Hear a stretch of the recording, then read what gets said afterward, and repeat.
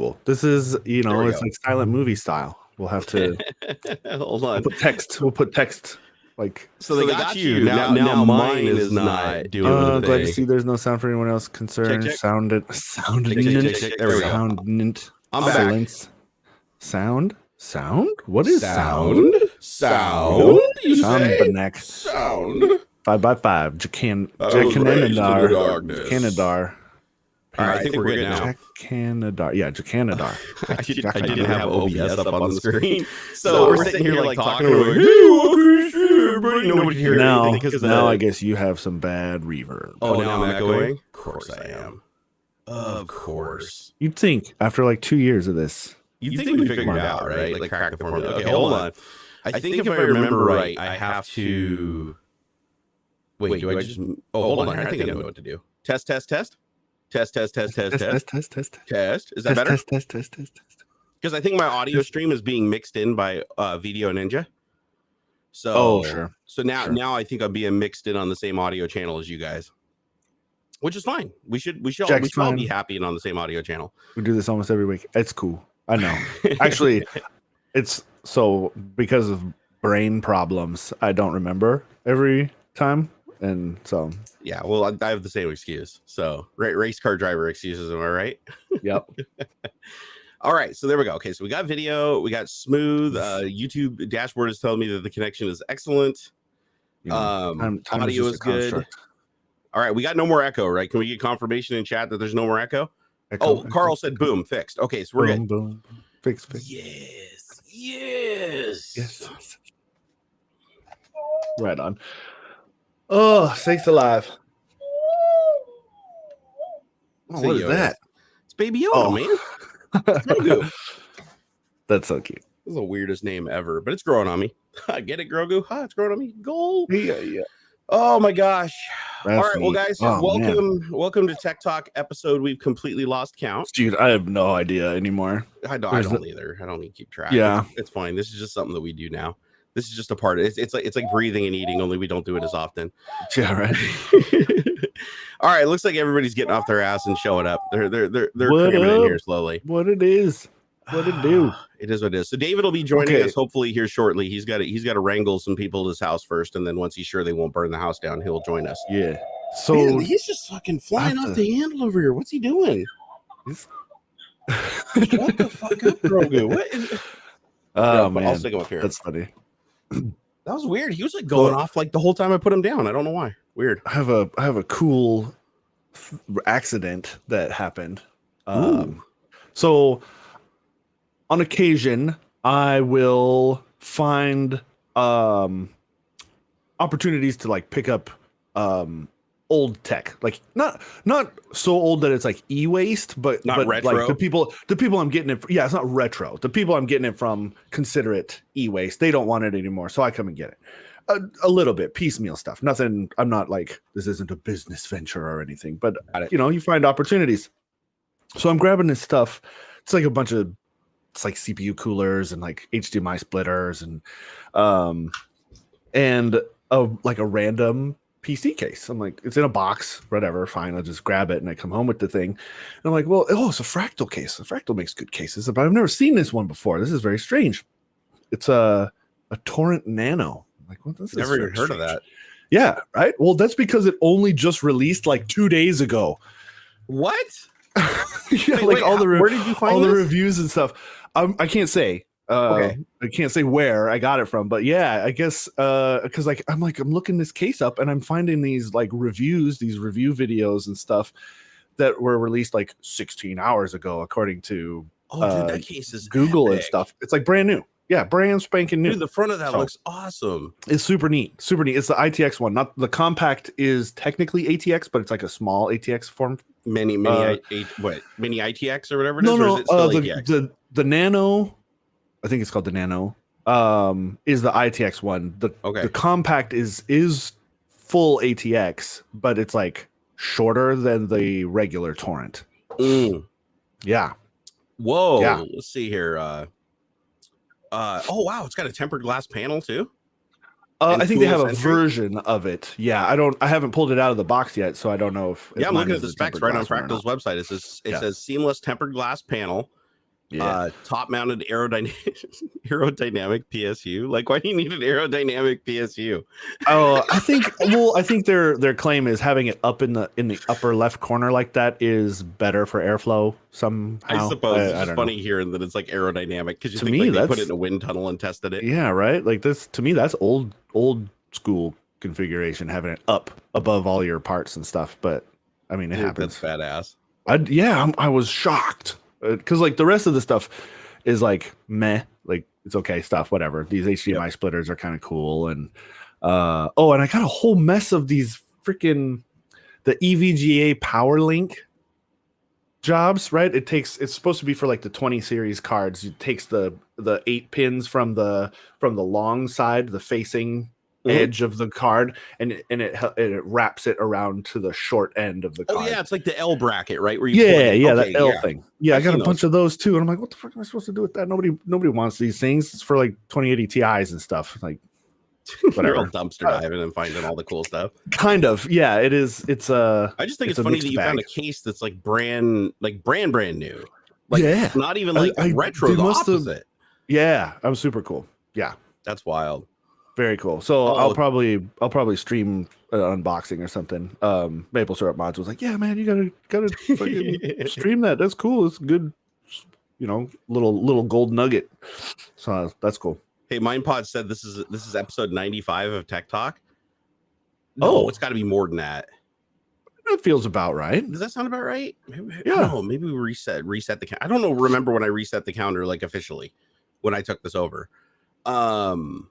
But yeah, I'm not sure. Damn, that's a lot. That's a lot. I would feel that feels accurate. Yeah, that seems about right. Right, it was 52 weeks in a year, right? We've been doing this for over 2 years, so that sounds about right. I just wanted to say something really quick here. Looking at chat, sure. I am really, really sorry, Paul Gate, that you were so offended by an advertisement that was shown to you on a platform that serves advertisements. I thought he was referring to my stuff. No, he's a running ad. No, because it literally just says rent this space. You don't even have an ad up. No, he's complaining because he came here and an ad just played at the beginning of the stream. Oh, hey man, we need those pennies, bruh. Yeah, no, it's just that when people act like that, it's like, oh my god, dude, you realize that this is like our job, right?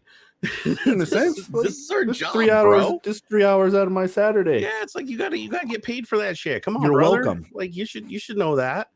God, this whole entitlement of just everything on the internet needs to be free. Don't you dare try to do anything to make this freer for me. No, interesting. So this is a little an aside from this. So I just this was from a few days ago, but Epos Vox had a short thread. He's been kind of exploring the whole NFT space, which in a very like objective way. Like he's trying to learn like what's the deal here, right? Like not just from the crypto side, but like what are y'all trying to accomplish with this? Like what is this? What's the point, right? Yeah. And he had a really cool thread a few days ago that I just stumbled across that really like articulated my own kind of thoughts on the whole thing. So like NFTs are weird to me. Like I get it, right? It's the boil it down to its core. It's CSGO skins for everything, basically, right? It's a digital token, a little doodad, whatever. What's always troubled me, or what has troubled me recently with NFTs, is there seems to be no utility, right? And there's the argument, of course, well, CSGO skins or whatever, or your Fortnite outfits and stuff have no utility beyond, but they do, right? They make you look cool in the game. There's some utility there, like, oh man, my outfit, like I bought a outfit in Splitgate, makes me look cool. I like it. I'm totally down. I spent, I don't know, $10 or something. Worth it to me to look at my cool avatar, like, right? But like the Bored Apes thing, and there may be some utility there that I don't know about, but it just seems like a badge of honor at this point, where it's like, hey, I'm cooler than you because I spent $35,000 on this melting face picture, right? And it's just ripe with scams, and the value of things is being hyperinflated through scams. It's just, that comes with any new thing that anybody can make money from. Sure, so like, I'm not, that isn't inherent in the the product, right? No, I can tell you the technology that's the market. Like, I know 2 companies right now. I can't say their names because it's privileged information. Yeah. But I know 2 companies right now that use Ethereum, use the Ethereum blockchain and NFTs, the non-art form, right? People think NFTs is like art and video. No, it's not. It's literally any data that you want to store, period, in a non-fungible way. So I know companies like big companies. One of them is a publicly traded company on the NASDAQ. And they use the blockchain to actually store cryptographic keys so that their customers always have access to them, even if their business for whatever goes offline or they're under attack or whatever. The blockchain actually contains the cryptographic key pairs for their customers. So and they store them so that they don't have to pay so much gas fees. They store them in huge blocks. Sure. So they might get like 10,000 keys and then store those as one NFT. So they only have to pay the gas fee once and then the storage. So, and it's worked really, really well for them. They've been really happy with the results on the Ethereum blockchain. It gives them a backup in case things go down or things get blocked because it's so heavily distributed around the world. So NFTs inherently are good. The technology is sound. It has a practical application. I just feel like right now it's not being used to its to a good potential, not even its full potential. It's not even really being used for anything like useful, except in a few instances, like the Gary Vaynerchuk. He has a series of NFTs he calls V Friends, and I think with the initial release of them, owning one also acts as like a ticket to a convention, like a very private. You have to own an NFT, one of these NFTs, to get into this event. Okay, super cool, like that. I think that's like a very low level, low hanging fruit use of these NFTs. And there's like other benefits and stuff too. It's like having your club card. It's like, oh, I'm a fancy member of this cool kids club, which is, I dig that. Yeah, the biggest problem that I see with NFTs right now, though, is platforms like OpenSea, where you have just thousands and thousands of people just stealing everybody's artwork and minting it, and OpenSea is actively protecting them. Like, for instance, even me, even my stuff, somebody started taking my YouTube videos, my old popular YouTube videos, creating NFT tokens for it and selling it on OpenSea. And I contacted OpenSea and I said, well, I didn't give this individual permission to go and sell NFTs that link specifically to my content. And he was also doing graphics work. He was taking my logos and stuff and putting it into the image of the NFT and linking it from IPFS, which is the distributed file system that NFTs operate off of. And so I contacted OpenSea 3 times now and no response. And I contacted their abuse line and everything and explained it and showed them that I have my trademark to my name, proved that I own the channel, sent them all my information. They completely ignored me. And I've been talking to some other people and they're like, no, they're a huge safe harbor for content theft. Yeah. And the other thing is the vast majority of the content on there falls into 2 categories. And that is either it's stolen content, re-uploaded and represented as somebody's own content. And then if the original person who created the content creates an NFT, then theirs is the older NFT, which means now their content is the invalid one. Right. So that's the biggest, that's like the biggest problem right there. And the other one is procedurally generated art is just spammed everywhere. The Bored Ape clones, right? Yeah. And so they're coming in there and they're just minting tens of thousands of tokens based on procedurally generating, putting together like 20 or 30 clip art pics that they get from these graphics packs for games and stuff like that. Yep. And they spend like, they pay somebody, $100 to go create the script that puts together the images and just procedurally generates these things. And then they just sell an unlimited number of them, even though they claim they're limited. So they'll be like, oh, there's only 10,000 of these ever minted. But if they sell the 10,000, then they immediately mint another 10,000. And then they're like, oh, tough, nanners. Right. And so you can't trust it, right? There's no implicit trust or any consequence built into it. So you can't believe anything from the system. But the most egregious problem, and OpenSea actually got caught doing this themselves multiple times, is where they will take an NFT, they will buy it before it goes public. So because they're through their platform, you're publishing. Before they publish it publicly, they snipe it. They buy the ones from the people that are selling the most, and then they turn around and flip them for a profit as soon as they go public, because now they own them and they're the ones presenting them. So they usurp the market, basically, which if you did that in the stock market, you would get, that'd be insider trading, right? You'd be destroyed. Yep. There's a lot of, and there's like those stories of guys basically buying their own NFTs to even like Beeple, inflate the the $60 price million thing that put NFTs on the map. Beeple, that was all his company and him pooled together the vast majority of the money to boost that thing to a level where more people got involved because of the notoriety. But had they not boosted it themselves by basically just buying and selling the artwork to themselves between wallets or whatever, it never would have gained the momentum that it needed to get people's attention and light the whole NFT market on fire. And that's really common to do too. Like here, let me give you an example. So if you create an NFT on the Ethereum blockchain, then it's a little bit expensive, right? Because you're having to pay the gas fees on Ethereum, which is really high. So that's the amount of money that you have to pay in cryptocurrency to be able to publish something to the blockchain. So at least you have a little skin in the game. So now you have to sell the NFT for more than what the gas price was. At least, plus the gas price so that you get a profit. So, hey, David, woo! Huey in the house. What's up? How's it going, man? We're talking about the NFTs right now. I heard. I was just too busy. I was just trying to copy all of your old videos and make NFTs of them. There you go, man. Hey, that's how you, starving actors, man. You know what I mean? Yeah. You got to make your money somehow. That's it. And trickery and deceit. Yeah. Any kind of scam generally is an actor behind it. So what I was saying is the NFTs on OpenSea, if they're on the Ethereum blockchain, then you have some skin in the game to mint them. The problem is everybody's minting on these other blockchains like Raven and this other one that nobody's heard of, where it's basically like fractions of a penny to mint. So there's no real skin in the game. Well, the problem with that is if it doesn't cost you any gas fees to transfer it between wallets, what you essentially do is you just create 100 wallets yourself, and you create a script that just basically just keeps selling it between the wallets and upping the value each time it's sold, so that the chart on OpenSea says, oh man, this NFT has sold 500 times in the last 30 days and has gone up in value by 10,000%. And then their projection shows that it's a really good investment until one person buys it that isn't in that scripted round robin. And then as soon as they buy it, it drops to zero and they can never offload it again.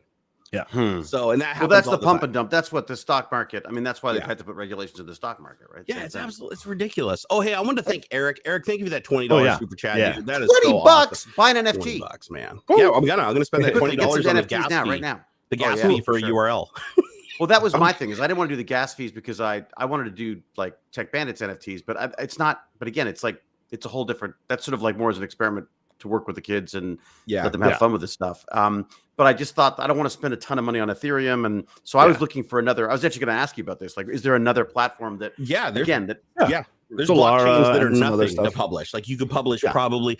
I think there's some blockchains right now that you can publish NFTs to for pennies, like a penny, 2 pennies, and you could publish something.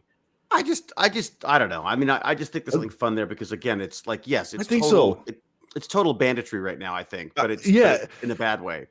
But it's still like the technology is really cool. It reminds me of the early 90s or mid 90s, like websites, right? Oh, everybody has a website and it's blowing up, and the .com bubble feels very, very similar. It'll pop, but what'll shake out is something I think very useful, and that's what this is what Epos Vox was kind of getting at. Eventually, he got to this point where, well, because he's had this huge thread that's been going on for days, where he's been trying to learn and educate himself on like what are people doing with this stuff, like why is all of this happening, and like what's the mindset behind it all, not just the hype or the haters. And what I really liked was this bit. Where'd it go? So he talks about Patreon and other sub models. Here, I'll post a link to the actual. I do Patreon. I like Patreon because it's just because I don't feel like it's. I feel like it's like just sort of a non-scammy way of just saying, hey, if you want to help out, great. If not, I'm not gonna. I have a Patreon. I like how he says this. So I'm just gonna quote from the tweet, and then he's got more in a picture inside of the tweet. So I'll just. Who's this guy? If I'm looking him up. Epos Vox, EPOSVOX. So I'm just gonna. This is quote. Additional thoughts. People keep acting like Patreon and other submodels are some magic alternative that makes people not need NFTs or the ideas behind them. I assure you, very few people with Patreon accounts are 100% free and funded. And then inside the picture, he goes on. He says, 100%, we could launch an NFT thing right this minute for Epos Vox or my glitch art stuff or backing track, and it basically be Patreon, but better. And if you're targeting higher rolling buyers anyway, you don't even need a subscription from the person. You buy the thing and you have the thing until you pass it along, versus, quote, Give me X dollars per month and reevaluate every month whether it's worth it. As much as people champion Patreon as this anti-advertising savior of the YouTubers and artists, that pressure is absolutely fucking terrible. And that is more so apparent. What do you mean the pressure? The pressure on the person to spend the content money? Creator. Well, both. I imagine the content creator to continually produce content every month to make that monthly sub valuable, and also on the purchaser to reevaluate whether their monthly subscription is worth it. Okay. So it goes, and that is no more. I'm going to interject my own editing here, and that is no more apparent than anywhere in Twitch subs. And that totally makes sense. The stress, pressure, and sheer anxiety full-time streamers go through with sub fluctuations and the pressure to stream 13 hours a day and wind up burning out into MasterChef and shit. That's not some magic anti-capitalist solution. Honestly, it fucking sucks. Viewers think it's just free money. It's fucking not. There's no free money. But look, live stream is no fucking joke. It is tough. And you're not just playing video games, but that's a whole nother rant. Yeah. So he goes on. When you can sell one thing or X copies of thing that outfunds a year of Patreon, Twitch subs, etc., and it doesn't establish a monthly pressure to deliver fluff or overperform or whatever, it's literally paying for your past work. That's the fucking dream. And I hate that so few people can see that POV. For what that's called? It's called a business. Yeah, photographers, musicians, even YouTubers, that is a dream scenario. And he goes on, we don't need NFTs, blockchain for that. No, we don't. But as always, tech only happens when some unnecessary thing shows up and shows that it can be done. And he goes on to talk about like the .com boom and blah, blah, blah, and how things eventually like shook out. And like now we have this stable platform and on and on. But that really hit, that kind of really stuck with me because like that makes sense. Like, oh, here, thanks for subscribing, Jennifer C. Right? Okay, Jennifer C. just subscribed to the channel. I don't know if that's a member thing or you just subbing like how YouTube calls it. But let's assume that it's Jennifer a member thing. There's some money involved. Is it's like $5 a month, right? Yeah. Let's just assume that's $5 a month, and that's whatever $60 a year. Now let's say that $60. Let's say instead Jennifer C dropped $60 and now has access to your entire back library, like on Patreon. You have all your Jerry and the Raw stuff, right? Yep. You can only get access to that stuff by paying $1 or something a month. But what if somebody decided they wanted, instead of the $1 a month, you could just drop $60 and that's it. And now and I still feel like there has to be a limit, a time limit, or an increase in price, right? That $60, maybe you only get access to it for a year. There's some huge flaws in there though that I think Epos Vox is missing. And again, I know he's just learning. That is only an excerpt too. I highly recommend going through. It's a long ass thing. Where I didn't realize I was following him already. So just to show, like I see where his mind's at. Like I definitely see where his mind's at on that. But the big problem that you have with NFTs is you fight against two things with NFTs, and that one is how unique the thing is. Like, for instance, if somebody subscribes to Patreon every month, right, to continually have access to certain content and new content or something like that is a continuous revenue stream for in perpetuity of the user doing that. The problem is if you flood the market with NFTs when they're cheap and they're low gas fees, eventually you'll get to an equilibrium point where if anybody who holds your NFT can watch your entire content library, including the premium content, you're going to have the problem of there being a secondhand market of these NFTs that are cheaper than what you're selling them for. And the community is going to sell the NFTs between them as they stop watching your content or they move on and they do something else. They're just going to sell it to the next guy in line. And then the entire profitability of everything you do at some point goes to the community and you can no longer profit from your work. And the gas fees go up so high at a certain point that a subscription to your channel, like if it was Ethereum right now and I want to sell you an NFT, gas fee could be like $12 to $24. Like, so I looked into it and I was like, there's no way. Blockchain and for a lark, $1, like for the entire life. It doesn't scale. It really doesn't scale. And that's the big fundamental flaw with NFTs is that the gas prices have to go up. The system doesn't work with the more storage that you use, the more the gas prices have to go up because you have to deal with that storage. And the storage doesn't go down unless the entire network decides to trim it, right? To go back and trim off a certain section of transactions, which they've done before, right? Sure. They've gone back, but if they don't decide to do that and the blockchain continues to grow and continues to grow and continues to grow, so your NFT is available, right? And hopefully never gets trimmed. Those gas fees have to keep going up to justify that so that more people are mining and verifying the transactions and more people are replicating the blockchain. Sure. So because of that, you end up in a situation where over time, the profitability of what you're doing will slowly shift from you to just funding the blockchain. And eventually it'll be so prohibitively expensive that nobody will be able to buy your NFT because it'll be $100 just for the gas fee to transfer it to them. Yeah, I think the core concept is sound, though. Yeah, I think what you're mentioning here is just the current implementation doesn't match like the idea here. Because like, if you switch to a new blockchain every single time, then maybe. Well, no, why couldn't I have my own? Well, like just my make your own or whatever. Like YouTube has their own fork of whatever Solara, and it's specifically for YouTube memberships. That's it. There's no other transactions happening. It's only for this purpose because the value it's going to stay relatively small, and you can set the problem. You can set the value at whatever you want. Yeah, but okay. So if we're just talking about, if all we're talking about is just a new way to fund creators, and nobody puts any additional value on the NFT beyond that, like for instance, they just buy it from you, right? Then why would you even use the blockchain to begin with? Why wouldn't you just sell those subscriptions directly to them? That actually comes up later on when he says like, we don't need NFTs. We don't need the blockchain to do this. Got it. Yes. Yeah, and he says, yes, that's true. He says, no, we don't. But as always, tech only happens when some unnecessary thing shows up and shows that it can be done. And I think that's the hit, the hitch, and as far right? as hosting your own blockchain, that has problems too, because I released my own crypto coin that never gained enough attention for the blockchain to not collapse under itself. Sure. And the less people that are mining, the more susceptible it is to a hostile takeover. Like, let me give you an example. So if I created my own blockchain, which you can do, by the way, you can go to GitHub, download the Ethereum blockchain. Absolutely. I looked into it. Yeah, change one letter in it, compile it, run it, create a miner, give it to people. Boom, you've got your own blockchain. It's really that easy. It's not hard. You can do it in a couple hours. And then we get our own island. Here's the problem, though.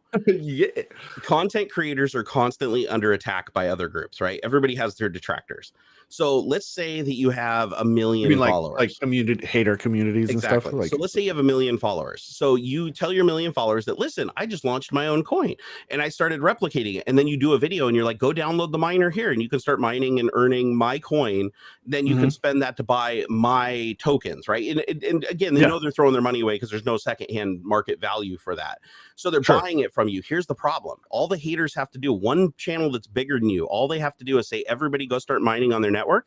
And once they have 50% control, they dictate the changes to the blockchain, they change the code and lock you out. Right. So because I feel like has 51% of the blockchain can change the code to whatever they want. They could change the miner to give everybody 1 billion tokens. They could change it to make the gas fees $100,000. But isn't this the case with all technology? Couldn't I just keep controlling interest and only allow less than available? No, because that's not how the blockchain works. I feel like it depends on what you're doing it for as well. I mean, like the NFT stuff is just like a gold rush. It's like people just going like, oh my God, I can all those crappy paintings that I couldn't sell, I'm now selling for a fortune online. And you say there's no secondary market, but and this is where I'm bumping into my ignorance here isn't there a way that I could, as say the owner of the chain or whatever, I don't know the right vocabulary, but say I spin up my own Ox coin, right? Yeah. And like you said, I do all the hoops and stuff, the mining and blah blah blah. Is there a way that I could get a piece of every time it was sold? Like, yes, that's part of the smart contract stuff. Tim doesn't want his NFT anymore. He doesn't like being a part of my cool kids club, so he sells it off to James. Yeah. Couldn't I add that to the contract?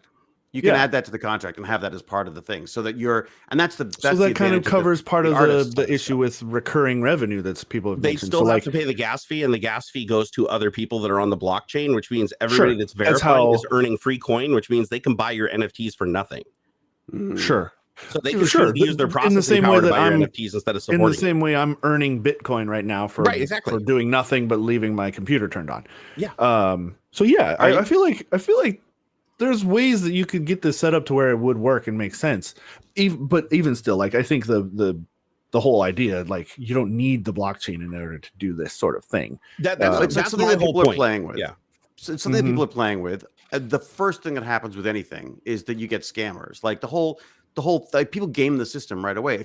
If we were to dismiss the entire internet when it first came out because of the number of scams and bad websites, and like everyone's like, oh my god, the web is what a waste of space. It's all just like, glitzy, animated GIFs and all that kind of crap. If we just given up on it, you don't give up on the whole thing because of the underlying technology. You don't give up on the whole thing because of what people are doing with the underlying technology. Yeah, like the blockchain is totally solid.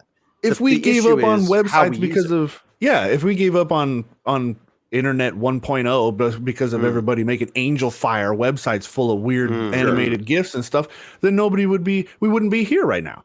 So that's it. And I get frustrated because people get mad at me, get like freak out whenever I mention an NFT for Tech Bandits or whatever, and they're like, oh my god, no, don't join those scumbags. And I'm like, it's like saying the internet's bad. It's like, well, yeah, it can be. But again, it's like you don't dismiss HTTP because you don't like what people are doing with it. I mean, you don't like the web.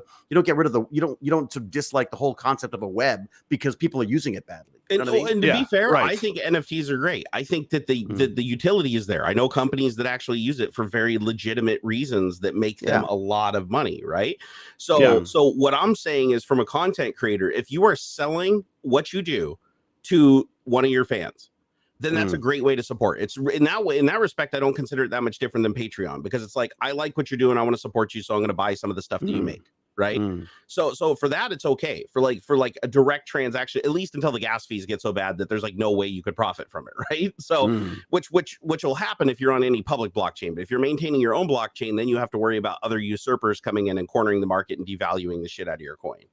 So it's a tricky prospect. It really is. It seems like an overly complicated way to get paid to do content. Yeah, and plus, how do you get any money when your blockchain that you created isn't publicly traded on any exchange? Now you rely on your own viewers to figure out what the monetary value is. I gotta interject here. Has somebody gotten a hold of Mrs. B's account? Because like I'm seeing her deleting messages and blocking some folk, and I'm curious as to why. Because like they don't seem to be. Some of these are, but some of these are not. Like Gimpy said, hey, Miss Liz, and got that message hidden. I'm just curious. Did somebody get a hold of Miss B's phone or something? Because he seemed very strange. A lot of seems strange deleted here. I mean, look, let's face it. If I had a chance to delete Gimpy G messages, I would too. But Here, hold on. Let me go check on that. Stand by. Aren't you mod? Aren't you a mod? Seems a little harsh, doesn't it? Yeah. Yeah, Jim the Evo stepped in. Yeah, it sounds like now. I'm not blocking anyone. Somebody's logged in on something where they ought not to be. Oh yeah, because you want to do now is like totally mess with Barnacules. Like they's finally back online. Let's like be a dick to him, shall we? Like, come on. No, it was like the problem with technology is freaking people. Yeah, that's right. People suck. People suck. Which is true. What we need is a good virus. Yeah. Oh God. I know. A bit too soon, perhaps. But but it really. But no, it's funny. It's an old-fashioned Malthusian disaster is what we really need here. I say that very flippantly, and I shouldn't. But the reality is that this is what happens to species, right? You get to a point where there's overcrowding, and we're bumping into each other, and we're getting each other sick and shit, and and then we start. It's like a culling, and I'm not saying it's a good thing. I'm just saying that. It is a natural thing. The best thing for the planet right now, especially when we're going to act like this. You got it, Barnacules? Yeah, she's not deleting anything, so she's checking right now to see what's up with the account. I thought that was like a couple of them seemed legit, but then I was like, wait, that seems like why was that? Yeah, she's just an excuse. Stream. She's not even interacting in chat. She just jumped on now and she said, "I'm not blocking anyone." So, weird. So this is just Barnacules just trying to have an excuse for knocking Mrs. B off the because I noticed a lot of those messages were bad. I wonder if there's is there a but it was her that was deleting the messages. How can you tell? Yeah, it says Freezy Pop was hidden by Mrs. B. Yeah, message deleted by Mrs. B. Weird. Yeah, Jack's message deleted. Yeah, I'm seeing all kinds of stuff here. Very strange. If we see it again, if any more get deleted, I'm going to go in and just lock her out of mod until the account gets recovered. Yeah. So let's just keep an eye on it. Sorry about that. Anybody, all those folk who, I think there was only like maybe one person who really deserved it, and even then it wasn't that bad. Like Freezy Pop was like, "Oh, peace out. Time to move on." Like, "Oh, here we go," and I was like, "Okay, peace out, whatever." So. Yeah, I'm trying to figure out here. I just think it'd be kind of funny because Mrs. B just really was doing it. She's just you know what? Screw this. I'm gonna start making it flop left, right, and center. All of a sudden, it's like, boy, she's not very nice anymore. Right. She was so nice when I met her. Now she's just like the evil mod. It's gone straight to her head. So I see. Okay. Hold on. I saw another message retracted. That's them doing it though, right? That's me saying, "Oh, I don't want that out there anymore." Yeah. Okay. It's cool. All right. So far, I haven't seen anything. So yeah, else, hopefully it's interesting. It's interesting, and I like. There's some interesting uses here. I think. It might have been my elbow. Hey, it's fine. There's no harm done, really. But yeah, how is your elbow? I'm screwed. I'm going to physical. I start physio on Tuesday. Oh, what? Oh, what's going on, dude? Because I was in. Fighting? It's so embarrassing. I'm just old, and I had to. Yeah. There was a lot of There's a lot of exercise involved in the show that I just did. There was the industry broke you. Crawling and falling and screaming and yelling and waving my arms and battling creatures and stuff. Yeah, and a lot of that, and a lot of it in a small space because it's all in these little tunnels, right? So I'm literally like, they measured me for a tunnel and then built it just big enough for me to fit in. That's hilarious. Like 3 weeks in these tunnels like this. Help me! And of course, what happens? I've like destroyed both rotator cuffs, so I can't. This is a remake of the Cube. It's Cube-like. Oh, that's careful. NDA stuff. This is really not. The sniper is going to take you out. It's crazy makeup. It's like a more organic cube, shall we say, in a way. And we saw some of the makeup that you had done. So it's got to be pretty brutal, man, the way you were looking. So great. Like, it's so great. And I don't know what I'm allowed to say, but all right, God. It was like making movies again with my friend when we were 15 years old. He was directing it. He's the guy who got me into film when we were like 14, 15 years old. We're making films on old cine cameras and stuff. Who is this? This is Vincenzo Natali. He did the Cube. He made the Cube. The Cube. So I was just goofing. Yeah. How about that? Yeah. So we're old friends. Like we've been friends since high school. We've been making movies together since we were kids in the summer, right? So, so we're on set together on Guillermo's dime. Because Guillermo del Toro presents this Cabinet of Curiosities, this kind of like Hitchcock presents thing, and so he gives Vincenzo one of the episodes, and he's like, "Well, what about Hewlett?" And they're like, "Yeah, all right, great." So, so literally, I spent 3 weeks in tunnels being tortured by my old friend, and it was just it was magic, absolute magic. Just loved it. But I'm broken. He totally broke me. I'm like, oh my God, I came out of it. I was like, I'm just not 15 anymore. I could tell you were busy though, because you were offline more than I've ever seen you offline, dude. You know what's terrifying though? I freaking loved it. Oh, I bet. I do too. I realized offline. I just realized how much pressure you feel under always, like without even really thinking about it. You're like, oh, I should do this. Oh, I should do that. Like I've come home and I started using the phone again to like film little bits of Baz or the dog or stuff. And I suddenly went like, what the hell?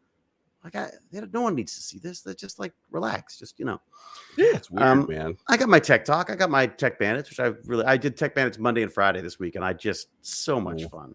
Caught up with Gimpy G on Monday. Nice. Yeah, really, really nice. So, yeah, it's great. I mean, it's funny because we were talking about Patreon. I was just messing around with Patreon. I was like, well, I guess if people want to help, great. It's just, Tech Bandits is a lot more fun if I don't have to pay for everything. And people sort of jumped onto it, and I started feeling really guilty about stuff, and I went back and forth on things, and I think I'm just going to pare it down and basically say, look, I'd love to promise you all sorts of stuff, but this is truly just if you want to help out. You know what I mean? Because I tried to do I wanted to do like voice answering things for people. I've got the coins, all this kind of stuff. I got all these great ideas. It's just I never have the time to freaking do anything. What I like about Patreon is there's no mean people. Like it's very rare, very, very rare to have somebody. No one's going to pay to insult you. They got to really hate you to pay to right. Yeah. And then if they do troll you at that point, you're just like, well, I mean, they're paying to do it, so it's like it makes a cut a little less deep. Yeah, right? But that's the thing I like about Patreon is it's a small enough audience that you can engage everybody. But it does feel a bit like public TV. Like it's like, please, we just need to sell. We'll give you this whole collection. If you just please, just give us money. Like it's, That's why I just do mine. I just put $1 a month, and I'm basically like, you just get me ranting behind the scenes in the hot tub. that's right. When I'm in the hot tub, I got my phone with me, so I'm gonna pull it out. I'm just gonna bitch and complain about my entire week. And if you guys are into that, what do you do? And you do it as video in the hot tub? Yeah, I just get in the hot tub and just put usually I either handhold the camera or I put it on like a little suction cup mount or whatever and just kick back and because I want to do a dog walk one. Because I walk the dog for like an hour a day. I thought, what a great time to chat with people, and I haven't figured out how to do that.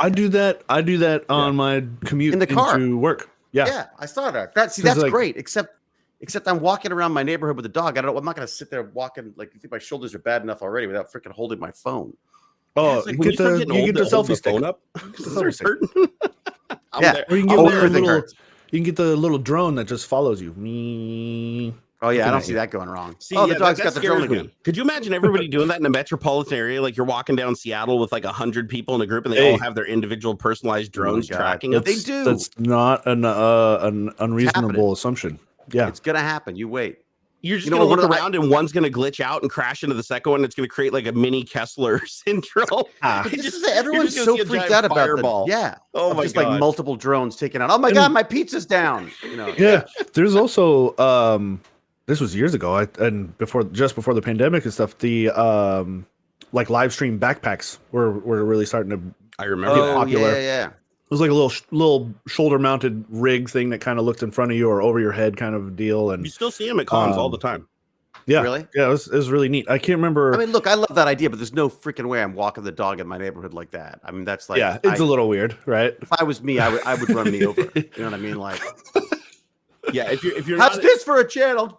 If you're not at a convention, you're gonna look a little out of place walking down the street. I look like a dork anyway. It's bad enough that's like I feel like in some spots it wouldn't be like I wouldn't hardly notice in Seattle or something like hey I know that that's a live stream backpack. Or in LA. In LA, everyone's talking to themselves anyway. Whatever. It's like like he used to. But it's bad enough that people are like, hey, there's that McKay guy picking through my garbage. You know what I mean? Like it's already bad. The whole bed, not half the bed. You take the God, whole why bed. did you get all the good? Someone could use that. You take that piss stained mattress too. Yeah. Oh my god, dude. Oh god. Dumpster diving, David. I know. I love it. I don't know what it is about it, but it's like look, that cabinet right there. That's a dumpster dive right there. That's a sweet deal, man. That is a nice cabinet. It's on wheels. I paid my kid $5 to wheel it home for me. Nice. See, that's even better. You didn't have to do anything. It's like $5 all in. That cost me $5. There you go. Yeah. That wheelchair. That electric wheelchair? Dig it. Well, that was a bit more expensive. It was like $100. So next time you guys think that your favorite actors on like blockbuster TV shows that are on for like years and years and years and years and years are like worth trillions of dollars, just remember David Hewlett. No, because everyone thinks that fame, but that's the problem. That's the thing that YouTubers are having. That's the content creators, that's their problem, right? Yeah, people are famous. That does not mean they're rich. Yeah. You know what I mean? It's like what I tell people, Willie Nelson famous is a term that I always use. Because like Willie Nelson for the longest time just slept, even though he's doing huge concerts and he was performing at these massive venues and stuff, he made like no money. Like everybody nickel and dimed him. Taxes. So we suck at taxes. The only reason why I have a roof over my head is because my wife took over all of our accounts. There was some content creator couple that just got recently ish. I can't remember who exactly, but they like got caught. Like they'd put up this front that like they were super rich and stuff, these nice houses or whatnot. But it's like actually they're in foreclosure. They're like they haven't paid the rent on this house for like 6 months. They lost that, and they lost the house. Yep. Yeah, like that's like the multi-level marketing stuff, right? That's like all the double diamond. I'm living the dream here on this bad green screen of a boat. You know what I mean? Like it's super weird. Fake until you make it, right? I feel like some of that's collapsing too. Like, I mean, there was that one kid. There was that one kid who like talks shit all the time, saying like, "Oh my car costs more than your rent. This shirt costs more than your rent." Like talking mad shit, and then it turned out like her mom was like a high-end real estate. And she was like just recording these videos in these empty houses that her mom was trying to sell and stuff. And then like it all fell apart. And her mom was halfway in on it and stuff. And like it's kind of genius though. Like I kind of love people who've got the balls to do that, or the balls, the what? Hey, 200 sexes. Thank you very much. Woo! Or the rappers that they come down to LA and they don't have a dime. And so they don't have a record label or nothing. They'll just come down there with a shirt on their back and go take out like a super high interest payday loan just so that they have fat stacks of money and do an Instagram video. Lil Tay, that's rented Ferrari. And it's like, look at my in front of somebody else's house. I've seen that in Toronto all the time now. There's like there's a bridge near us that's kind of like a cool, it's kind of neatly lit. It was actually a suicide thing. They put up a suicide screen to stop people from leaping off the bridge, but they lit it really well. It looks like really cool, and it's got a nice view of the city. So you see these people pulling up in like these fucking rented Lamborghinis. Yeah. Yep. And then their friends jump out, they jump out, and they're like, doing this whole, and I'm always like, oh my God, they're just don't show the budget rental on the back of the thing. David, it's gotten so bad. There's companies now down on, because one of the biggest places where this happens is down in LA on Rodeo Drive. Rodeo Drive is where everybody like shoots their, $1 million stores and everything like that. So there's literally car dealerships down there that have packages that you can buy where they'll literally give you the tool to remove the front plate, or they'll do it for you so that in the video they don't see that it's a rental car. Yeah. And it, like, as a part of the package, and they actually have the package like priced as like, if you need to rent the car just for 4 hours to do your, what do they call it? Influencer shoot. Or whatever. They have like influencer packages because it's so popular. Like the vast majority of people who rent cars don't rent them for even an entire day. They just rent them for a couple of hours just to get that shot. Well, you'd think that was already a thing, right? Because like you think a movie studio is going to need a Lamborghini or something for a shot for more than a day, actors have been doing it for whatnot. Years. Producers, filmmakers in LA. It was already not like some rando off the street that has money in their pocket. If you've got the money, in their pocket. Why wouldn't you let just some random Joe do it like anybody else? Like, oh sure, I can go to Vegas right now and take 5 laps around a track for $200 in a supercar. So like, why wouldn't there already have been like a business sort of thing for? Well, first of all, you gotta be 25 to even rent a car, not even just a supercar. And if you go to Las Vegas, they require an insane deposit to rent a car outside of the track. Right. So if you go to like Luxury Motors and sometimes you have to put down like a $2,000 cash deposit on the damn thing. Yeah. So I had a manager who told me I needed a better car because I drove an Echo all the way through Stargate, I drove this Toyota Echo. It's a great car. It's the cheapest car you can buy. The Prius, man. You had the Prius without the electric motor. I didn't want the Prius. I wanted the cheapest car you could get. I just wanted to get to A and B. A to B. Yeah. And they're like, you got to get a better car because it looks bad. I'm like, it doesn't look bad. It looks like I'm not spending my money on stupid cars. True. Like, isn't it the point is to be rich, not look rich? Yeah. I want to it's like if you have to scrimp and save to get something luxury, you're not rich enough. The irony is the richer you appear, the easier it is to make money. So the more money you have, the easier it is to make money. And that philosophy works for influencers. That's why so many of them operate on that mentality, because you're like, I should have so much money, they don't need my money. So I'm going to buy their merch and I'm going to do their stuff because I'm not doing it like for them to sell out. I'm doing it to be like them. I'm doing it to be connected with them. And they'll even like, dude, wear my shirt that says cash money for life or whatever. And they're giving them like $100 for a $6 t-shirt off of Teespring or whatever. And they're like, oh, but you're living the life. Like, I don't need this money. I don't need to sell you a shirt, and that gets the kids to be like, oh, reverse psychology. I'm going to buy that. And it works. It definitely works. Well, and it's not just the kids. If you think about it, this is the product, right? We are the product on YouTube, on Twitch, on all these things. We're being sold a dream. Why do we do this? We do this because we like doing it. But there's a lot of people out there who are like, this is what I got to do. This is how I'm going to earn a living. What a perfect living. I sit in my freaking room and I play video games. Oh my God, I'm set. And it's like, I feel like, man, that highlights the difference between really good. The highlights the difference between being rich and being wealthy, right? Like, do you think that like Jake Paul or something has it set up so that when he dies, like his kids or whatever are going to still have money? Or do you think it's going to be like all those football star stories you hear where like they retire and they're broke? Like, they'll all be broke. Or not even retire. I think it's going to be a sports thing. Absolutely like the sports thing. I know there are some like streamers and stuff out there who are doing it what I think are probably doing it right. Where like approaching it like a job. Where they're living under, within their means or less than, even if like I always turn to Lyric because he's like one of my favorites, or used to be. I haven't watched him forever, but whatever. No, dude's probably raking in like $25,000 a month or more. And like he bought himself a nice car, he's got like a nice apartment and stuff. Like you can see like he's spending this money, but I also feel like he's the kind of guy who like, yeah, he's bought himself a nice car and he's got a nice place, but he's not like buying $100 t-shirts and shit. Like he's not buying Gucci belts and stuff. The dude bought himself enough nice stuff to like, I like where I'm at. And then I guarantee he's like just stacking it up behind like somewhere, and like he's going to be set for life. Like he could probably stop streaming now and be set. And I feel like that it's the illusion, right? You think, oh, I can just sit here and play video games and be set, and like it's totally fine, and I can just spend my money because like I'm just going to make more next month anyway.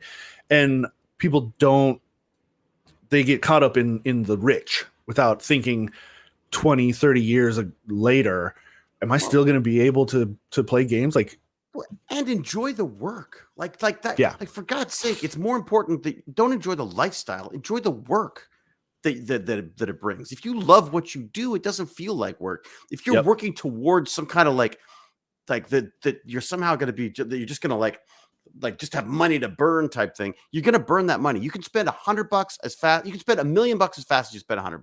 Yeah. It just like you lose. I just think it's what do they say? How many lottery winners are like broke within 5 years? A couple years. Yeah.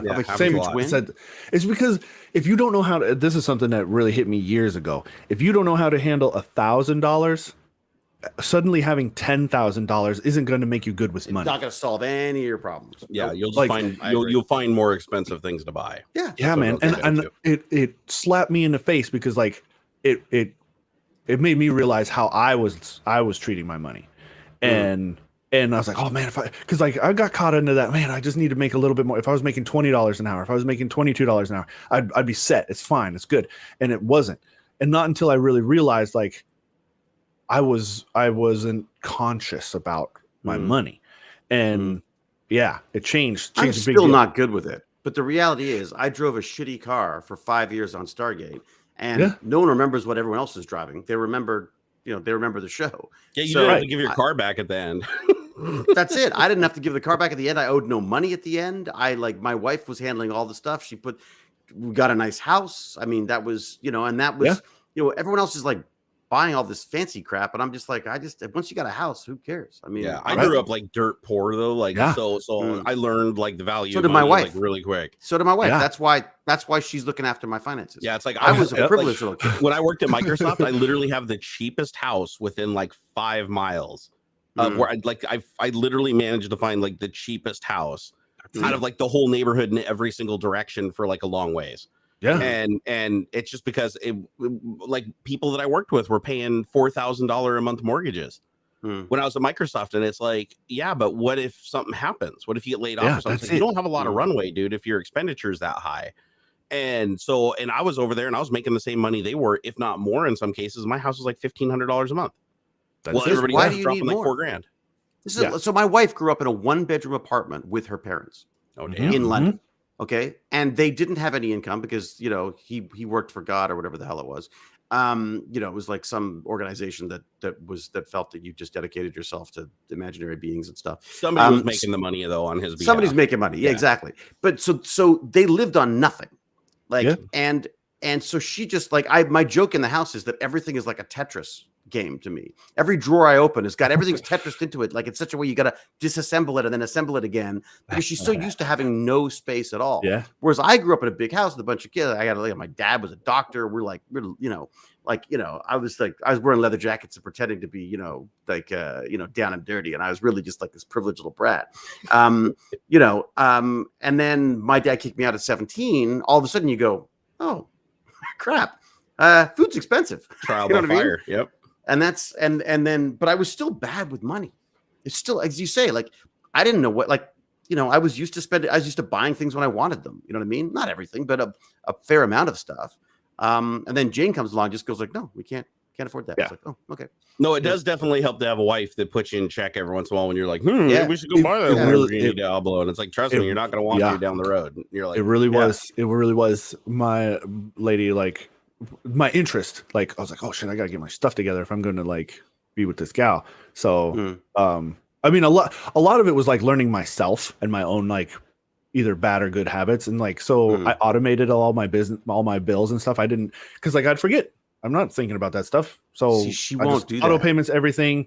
That's it, right? My lady manually pays everything. No. She's like, wait a second, why they charge you 3 cents? I was like, it's 3 cents. She's like, no, it's 3 cents every month. And I'm like, all right. She asked me the same kind of thing. Hey, cell phone bill is up or whatever from the last couple months. What's up with that? And I go, I don't know, probably because of something. I don't know. Like, who cares? Or do you use this? I'm like, I still have that. She's like, yep. You know how much money you can save just going through your parasitic charges?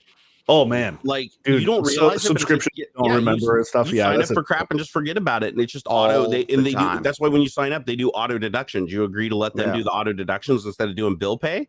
The reason they want you to do that, they give you a deal, is they're hoping you forget about it. And it happens all the but time. No one should do that here because Yep. they should all remain subscribed to Barnacules. Yeah, just do that. Yeah. No, I'm sure it benefits me too. I mean, honestly, I've called it out even though I'm really good at putting my foot in my mouth and hurting myself. But yeah, there's people out there that have signed up for my Patreon and just never went back to the website, never went back there. And it's just every month they're getting charged $1, but they're just like, oh, $1 gets pulled out by like some weird name of a company. I don't care. Like that could have been anything. And so I found parasitic charges somewhere to the order of about $150 a month about 6 months ago. And these were all websites and services that I no longer used and everything that I thought I canceled. And some of them I do the 7-day trial and I forget to cancel. That's why they do it. That's why they do it. Yep. And they got your credit card.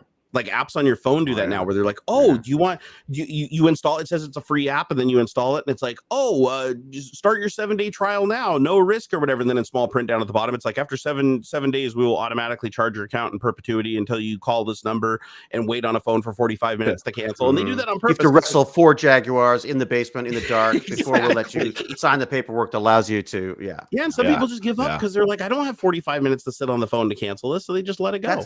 That's me. I'm terrible about that. Like I went to I got booted out of the bank a couple of days ago because I had a temper tantrum with the people there because they wouldn't let me deposit money. I was like, you won't let me give you money. You're making me feel like a fucking criminal because I can't because I'm trying to deposit money into your bank. Like what the fuck?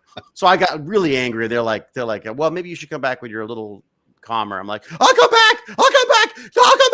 Bring my friends with me. You know, and then we adjusted my medications and it's all better. But then Jane, so I was going to go to the bank again the other day, and Jane went in, had the same problem. They're like, we're like, you can't do this. This is your husband's card. You can't put money in. She's like, I'm not. What are you talking about? So she let them have it as well. So what was the point of this? Just money. Exciting story. Money manager. That's what it was. An exciting story. Money stuff. Money. Exactly. Money.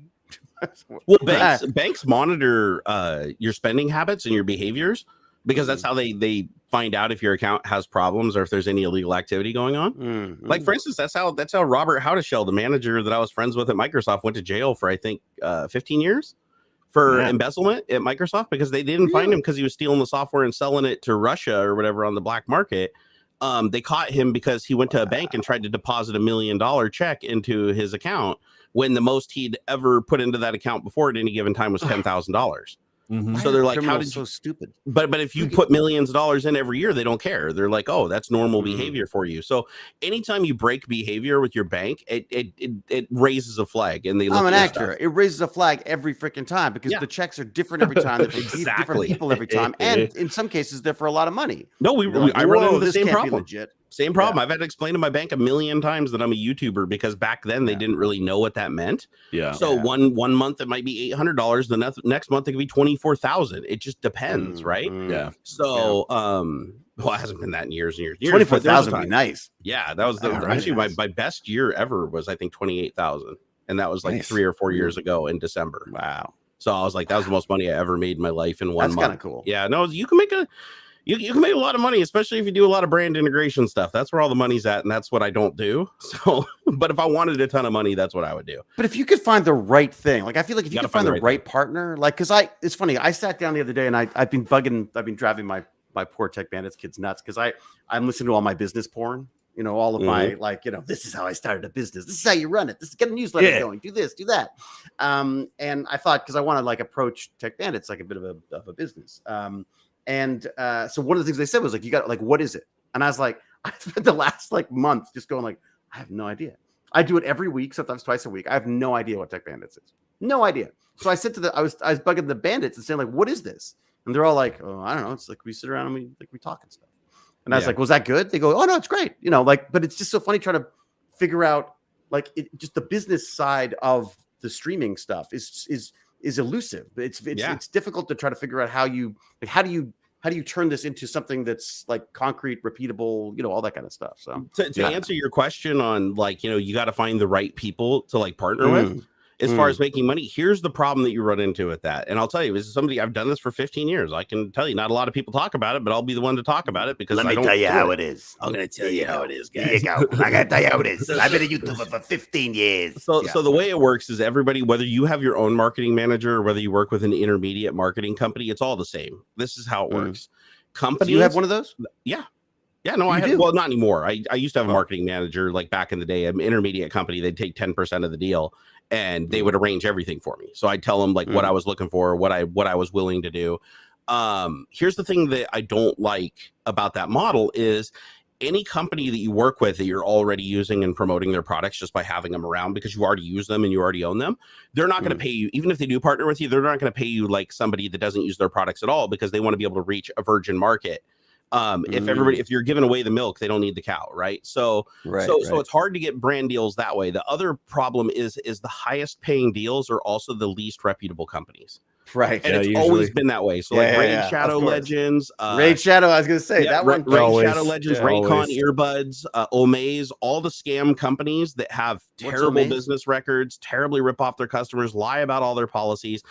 The reason that you see so many people promoting those more than anything else is because they'll pay on average $10,000 to $15,000 an ad insert for 500,000 views. But then you're burning the goodwill, and that's like, to me, that's like they don't though. That's the thing. That's the thing. I've been rallying against this for years, and it's like nobody thinks any less of like they still watch their same creators every day that are shoveling garbage down their throat and lying to their face. They just don't care. Yeah, they straight up don't care for some reason. They like, look, these guys gave me $50,000, so yeah, like I still that's how I would do it. Like 10 million people. Well, you can't say that. You're not allowed to say that. Well, you can't tell how much, but I would totally be like, hey, look, guys, look, I'm totally doing this sponsored spot. Yeah, I'm doing this sponsored spot because I'm getting paid. Like, but do what you like. Really? I mean, from what I see on my creator dashboard, I see on my bounty board here on Twitch. Let me see here where to go. Those aren't brand deals. Those are that's Twitch. It's not direct, right? There's different. There's a go between. But so like, what is I what I want? What is that? Twitch on your creator dashboard on Twitch, you will occasionally get offers for bounties. Like if you play this game for 4 hours with their overlay, we'll give you $600 if you can maintain 30 viewers for the whole time, or and then it's like a cut depending on if you can reach the goal or not. Yeah. Well, in that case, it probably better be one of those businesses that the person doing. Stream Elements has a similar thing too behind their thing. So let me answer your question because if that was the truth, if you could just like riff off of it and just be like, oh yeah, guys, I'm just shilling hard for this company. Go buy their product. Haha, lols. Let's go. You can't do that. And there's very few exceptions. There are some people that can do that. Like if you have 10 million viewers or you're Mr. Beast or Level or something like that, you can usually negotiate a little bit more wiggle room.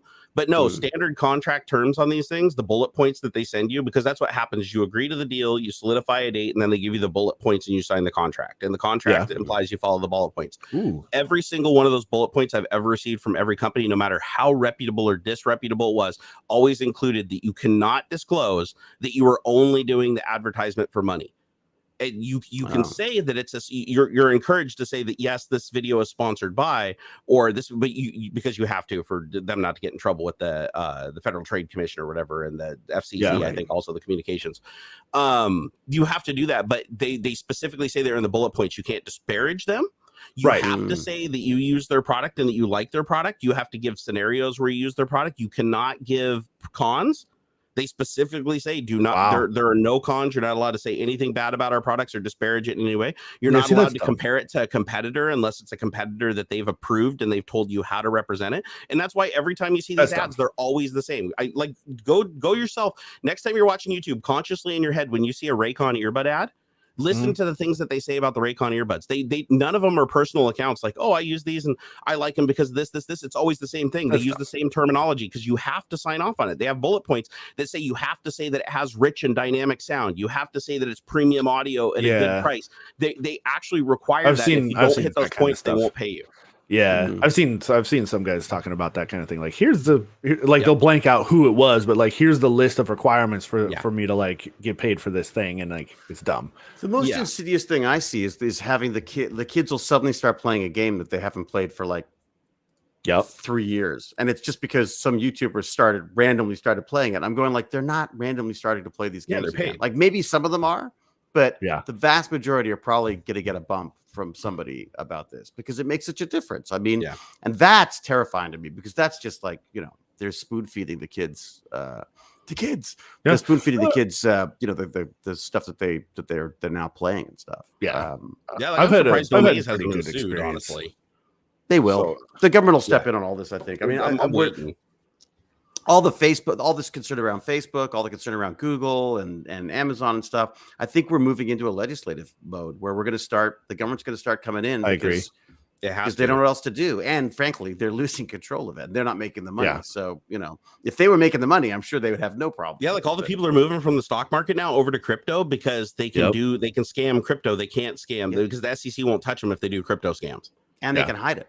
Yeah, I mean, Ice Poseidon just ripped off $500,000, admitted to it on video, claimed that he did it, took total responsibility, said, "Hey, I'm just looking out for myself, screw y'all." And the FTC won't touch him.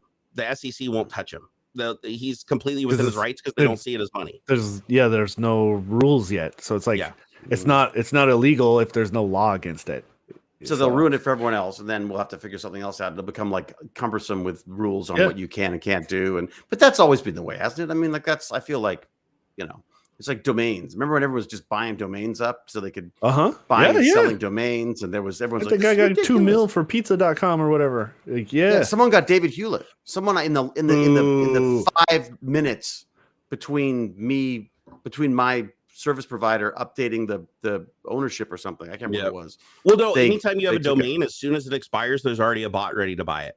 Yeah, so that's what happened in mine. Second, it doesn't matter what domain you buy. If as soon as a domain is bought, a script basically camps on it, and it's usually the domain provider themselves that buy it because they know that you're going to come back at some point. I could not get over it. I got a freaking phone call. Hi there. We just wanted to follow up on the domain. I was like, the domain you fucking stole? Yeah, we'd just like to know if there's any... about maybe we can come up with a number. And I was like, give me a number. Like, I'd be really curious to know what you're going to, they're like, well, I mean, I think you need to make the first offer. I was like, well, my first offer is like that. I think I'd love to send the police after you.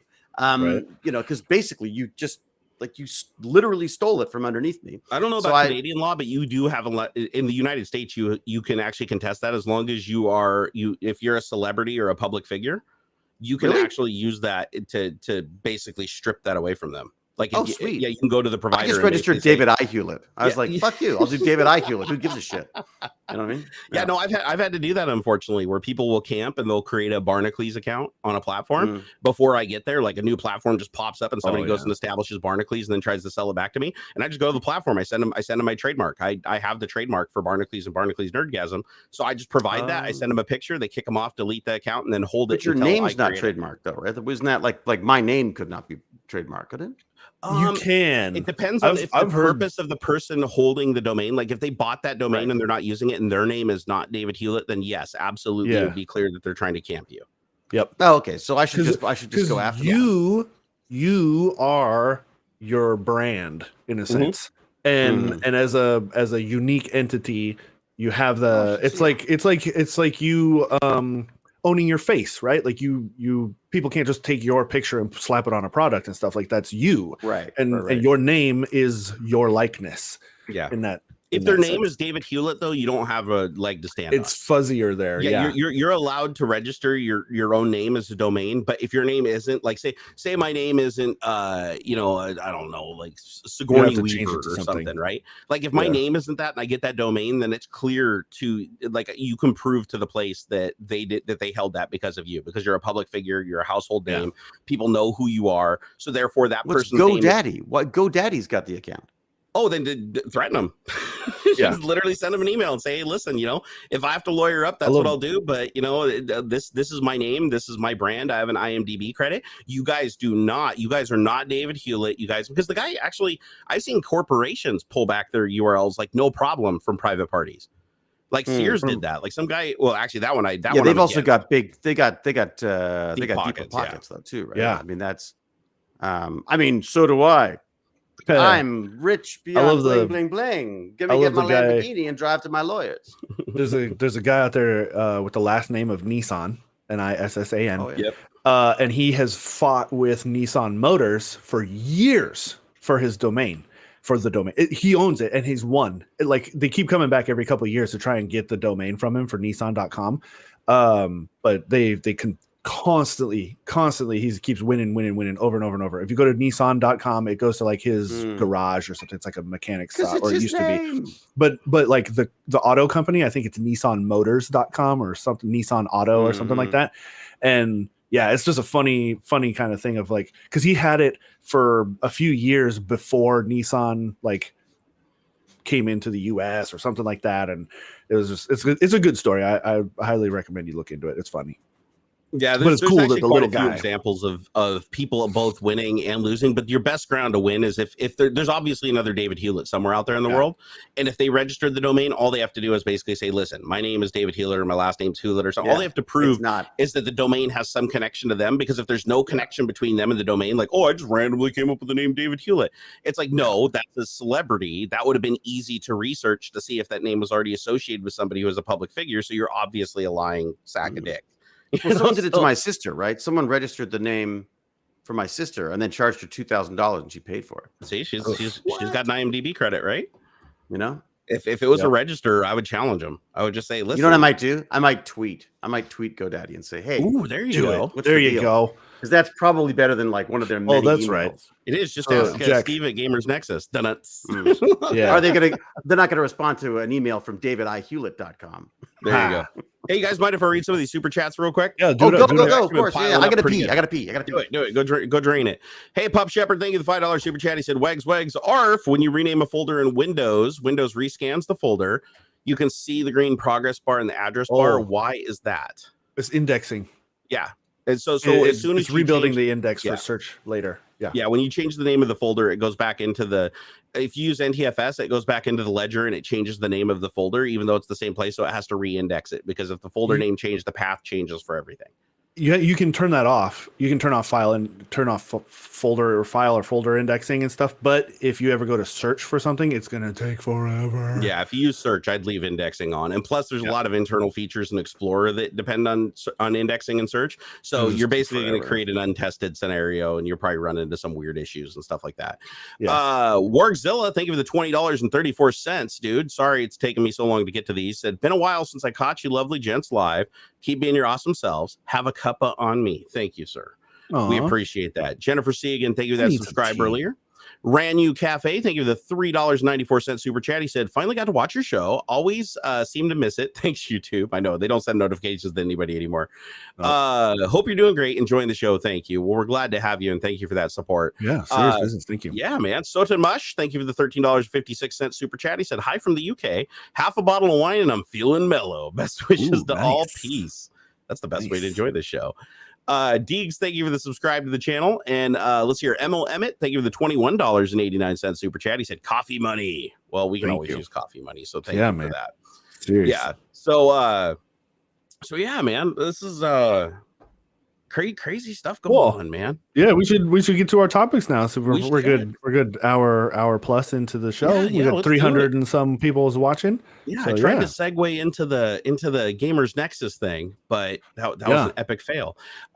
So if you don't know who Gamer Nexus is, fantastic. What are you even doing guy. here? Yeah, seriously, like how can you even live with yourself? How do you know us and not them? Right? So Gamer Nexus, or as I call him, Tech Jesus, because he's got the long hair, right?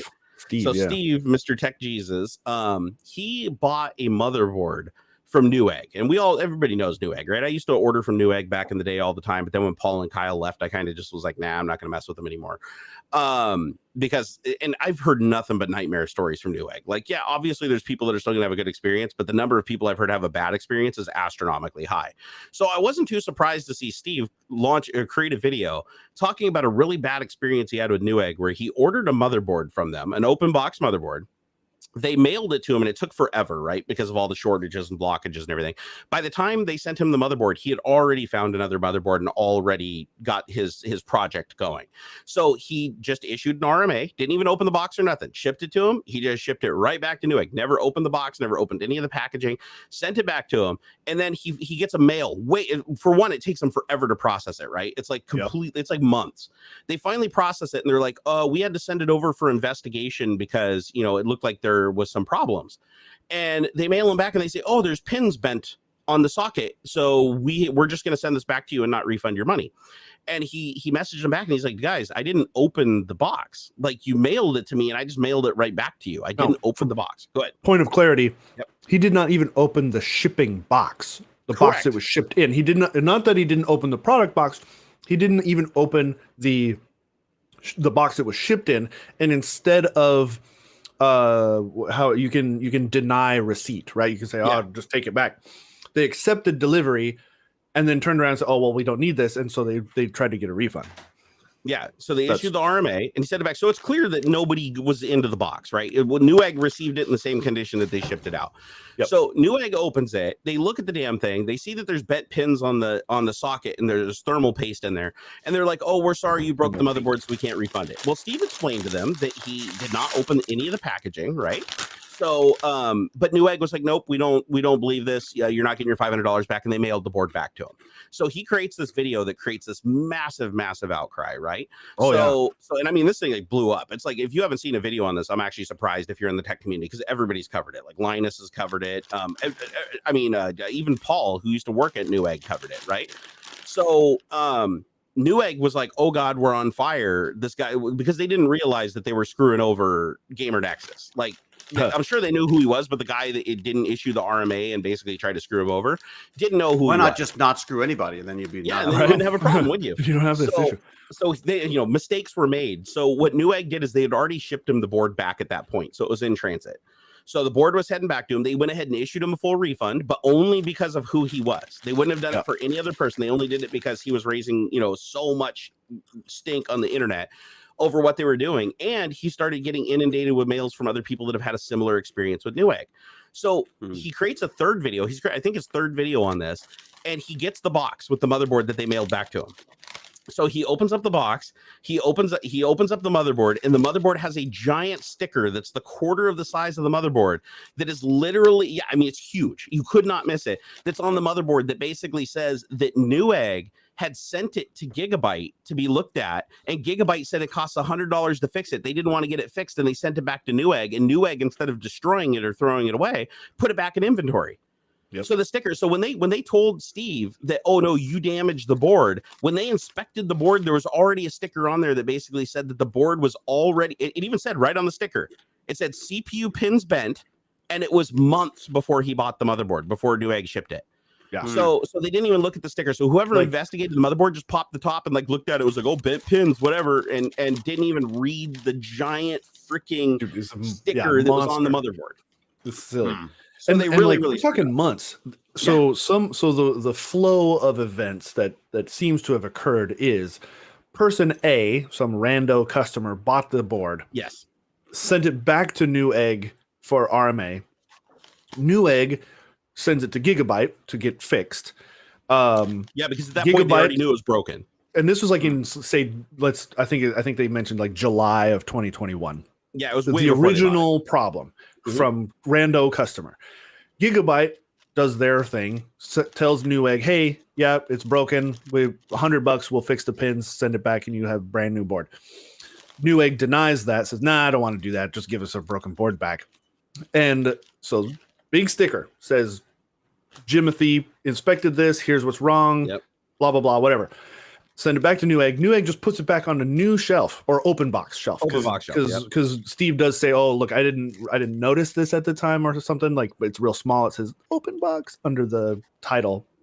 Sold it, and then is trying to claim that Steve broke it.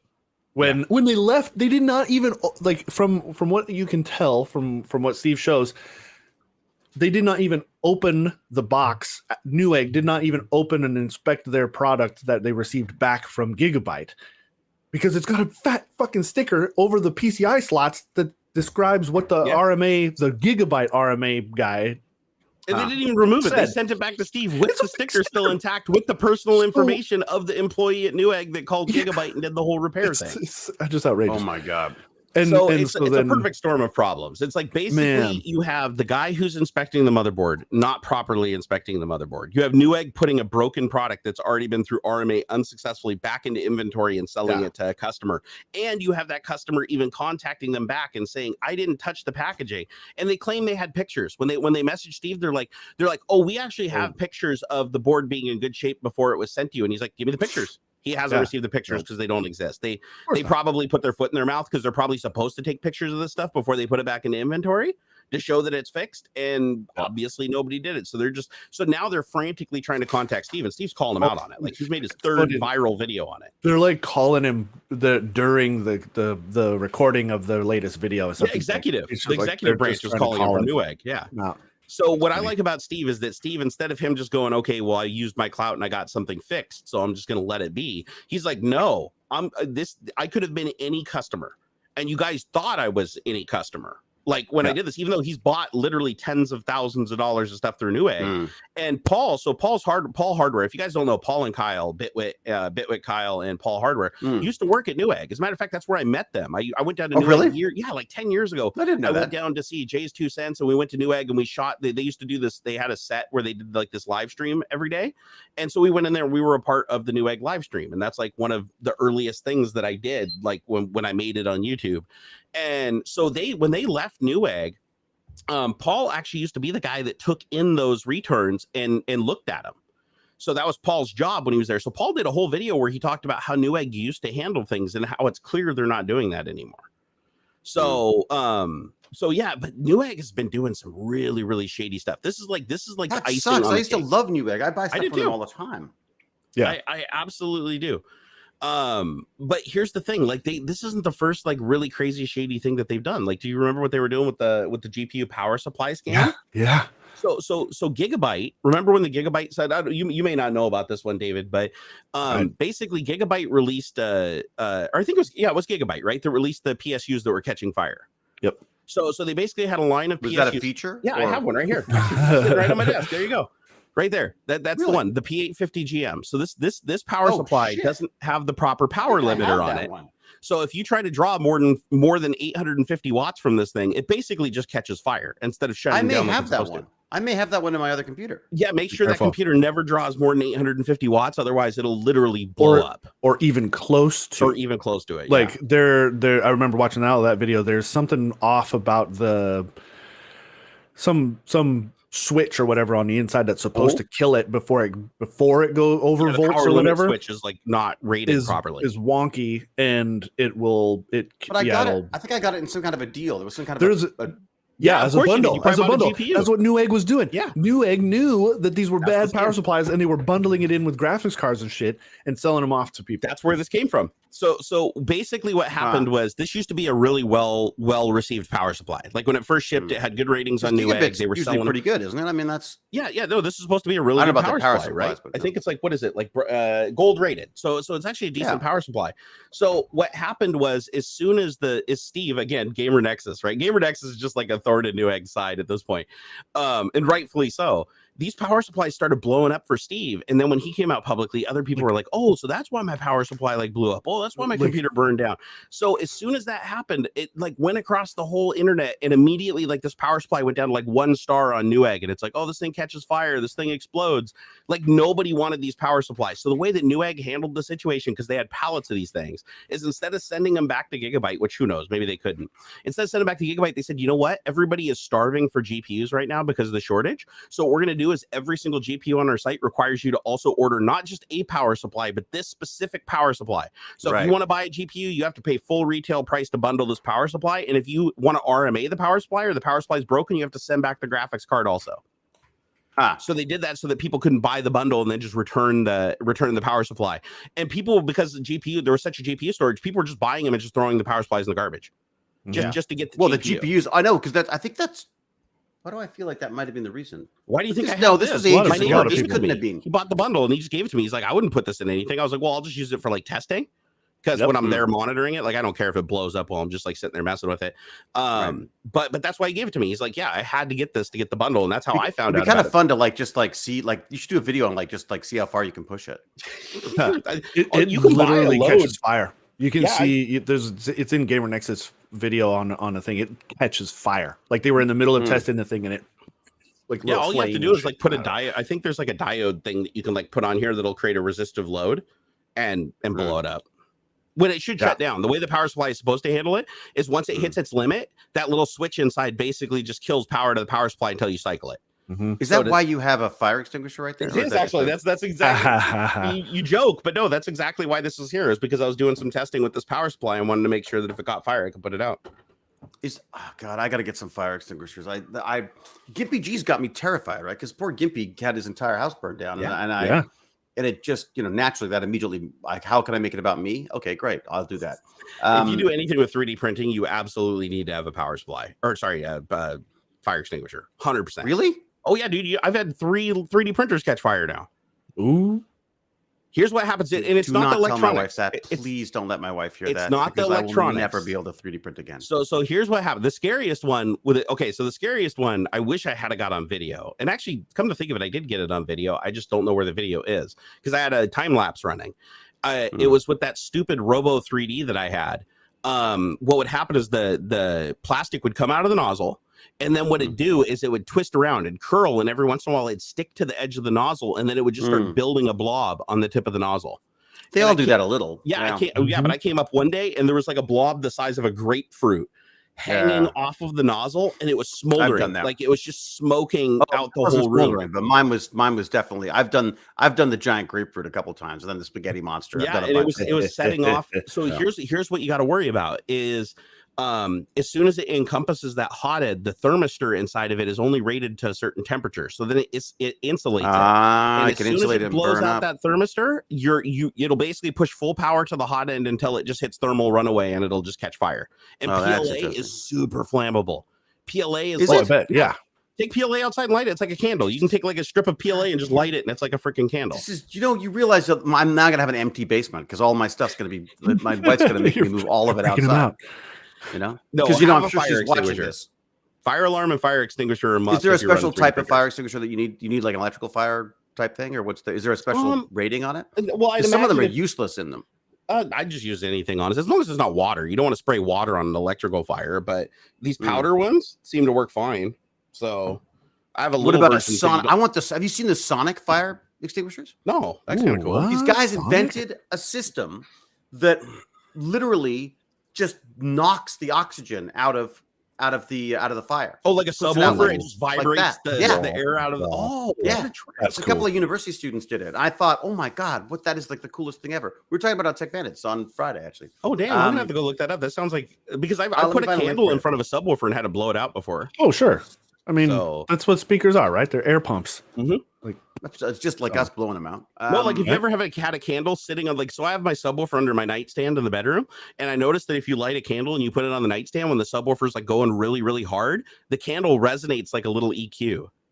Like you'll see the flame on the candle like vibrate. It is the weirdest looking thing, but if you put it right in front of the subwoofer, it just blows it out. So I could see some merit that. God, the amount of power you need though, and also like is it like you have to wear hearing protection? Because I'd imagine the sound waves would have to be really long. Like it, but hang on a second. Let me see. I've got a demonstration here. Let me see if I can find it. Because to move enough air to put the fire out, you'd think you'd have to have a really long throw cone, like to move a lot of air. Well, check. This is a handheld device. Oh my God! Here, link it in chat. There you go. How do I link it in chat? Oh, here you go. How do I link it in chat? Make the magic box go, Barnacules. All right, there you go. That's it. Hey, Rodney McKay is only on set, guys. That's only on set.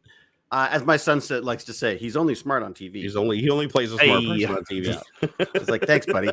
He's like, he's got a grade 10 education. He just plays smart.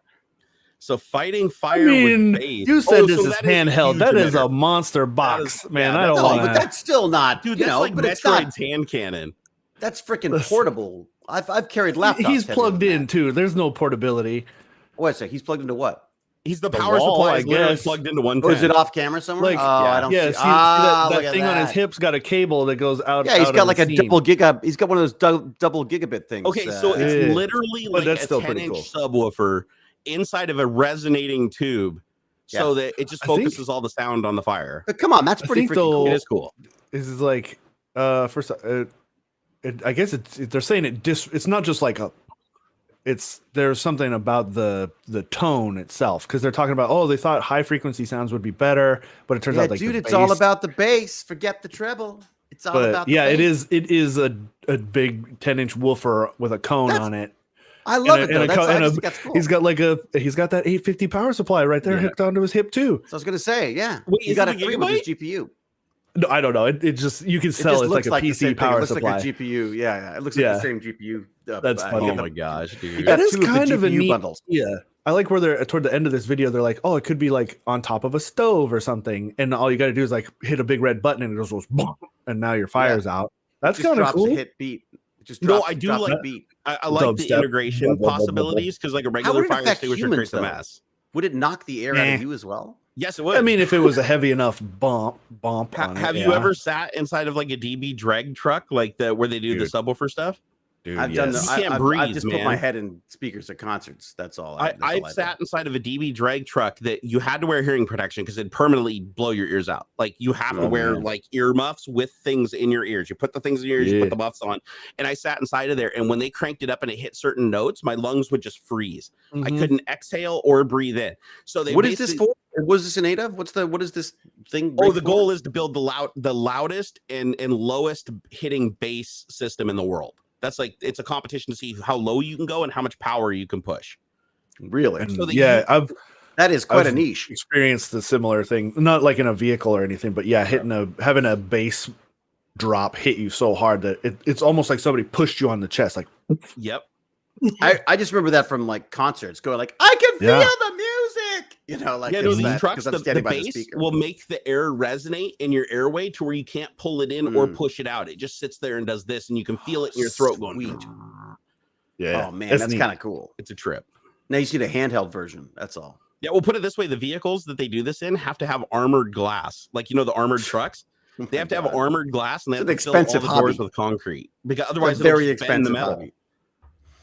The other sonic thing that I thought was really cool was apparently in England, they were using these high frequency sounds to keep teenagers from congregating outside stores and schools and things. Yeah. Which I thought was really neat. I tested it with Baz, and he's like, no, I hear that. I'm like, hear what? It's like, I literally can't hear the sound. You can't hear low or high frequencies. It's like your spectrum gets lesser and lesser as you get older. I got nothing. I got like, my left ear is so dead at this point. It's easier though to just play classical music.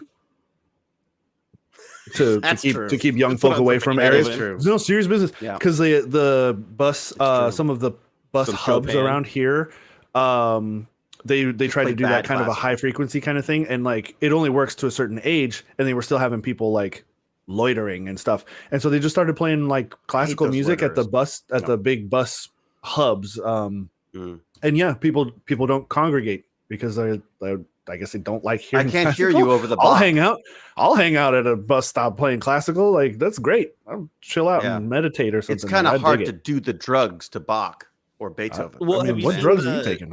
Have you seen the sonic warfare, the directional sonic warfare? The LiDAR stuff, or not LiDAR? Oh, that makes your ears bleed when they just stop to break up protesters and stuff. Yeah, they have these audio systems. They start pointing those at. Oh shit, that's what's happening today in Toronto. They're breaking up our convoy. Yep. Oh, with the loud, with the we can't afford the sonic sound cannons.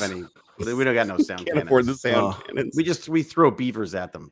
My friend had one of those directional. I forget what they're called, like LRAD. I think that's what it is. The LRAD. That's right. Yeah. One sec. Sorry.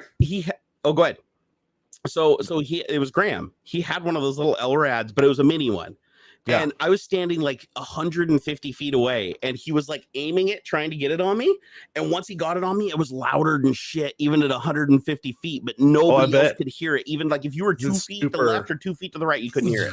It was laser beam focused. Yeah. So the idea, and the other thing too, is the LRADs that they use in the military. They emit a sound that it disorients you. It's not just a really loud sound that just is annoying, so you can't talk over it. It literally gives you like a migraine headache and makes you nauseous. Wow. So there's a sound you can do. And dude, have you seen the Russian? Cool. So is it the Russians that do that? The microwave transmitters. We don't do that here in the United States because that's like a war crime. That's messed up. Yeah, man. You boil somebody from the inside. That's not cool. Well, the way they do it is they basically point a microwave transmitter at a crowd, and then they slowly ramp up the voltage, so you get hot. It feels like you're burning, like your skin is burning. Because you are like you're exciting the water molecules inside of people.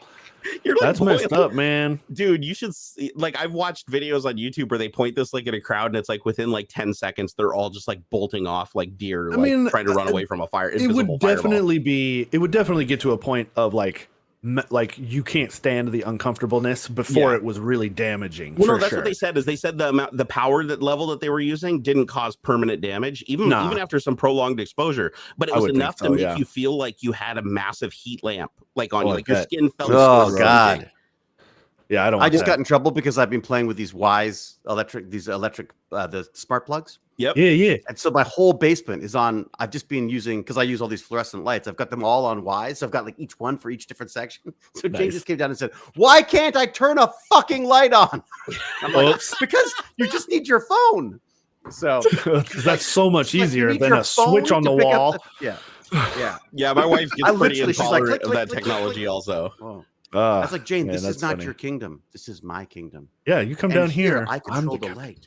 It's like I control vertical. Yeah. I wonder if they're using any cool technologies to disperse the freedom convoy.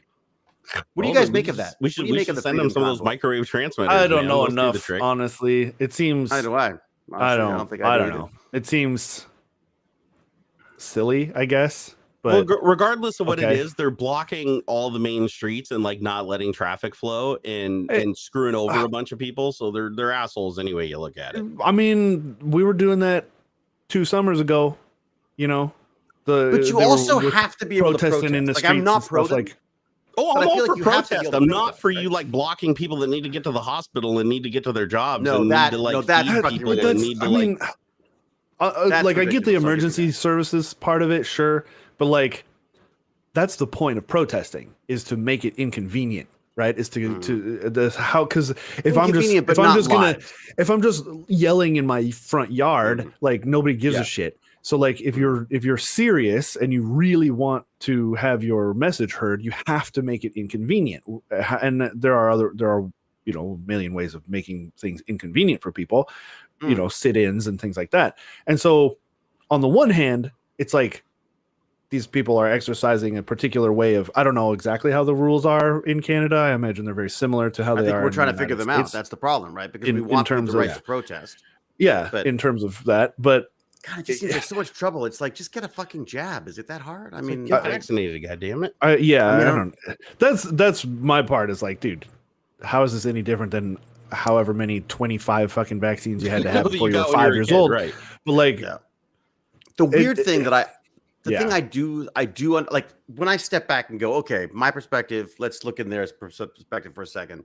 I know that they've been traveling across the border the entire pandemic. They are essential workers. They have been going back and forth so when there were no vaccines, they were driving back and forth across the border to do their deliveries and stuff. And now that things are beginning to open up, they're being told they have to have, if they're not vaccinated, they have to do a 14-day quarantine. And they're like, what?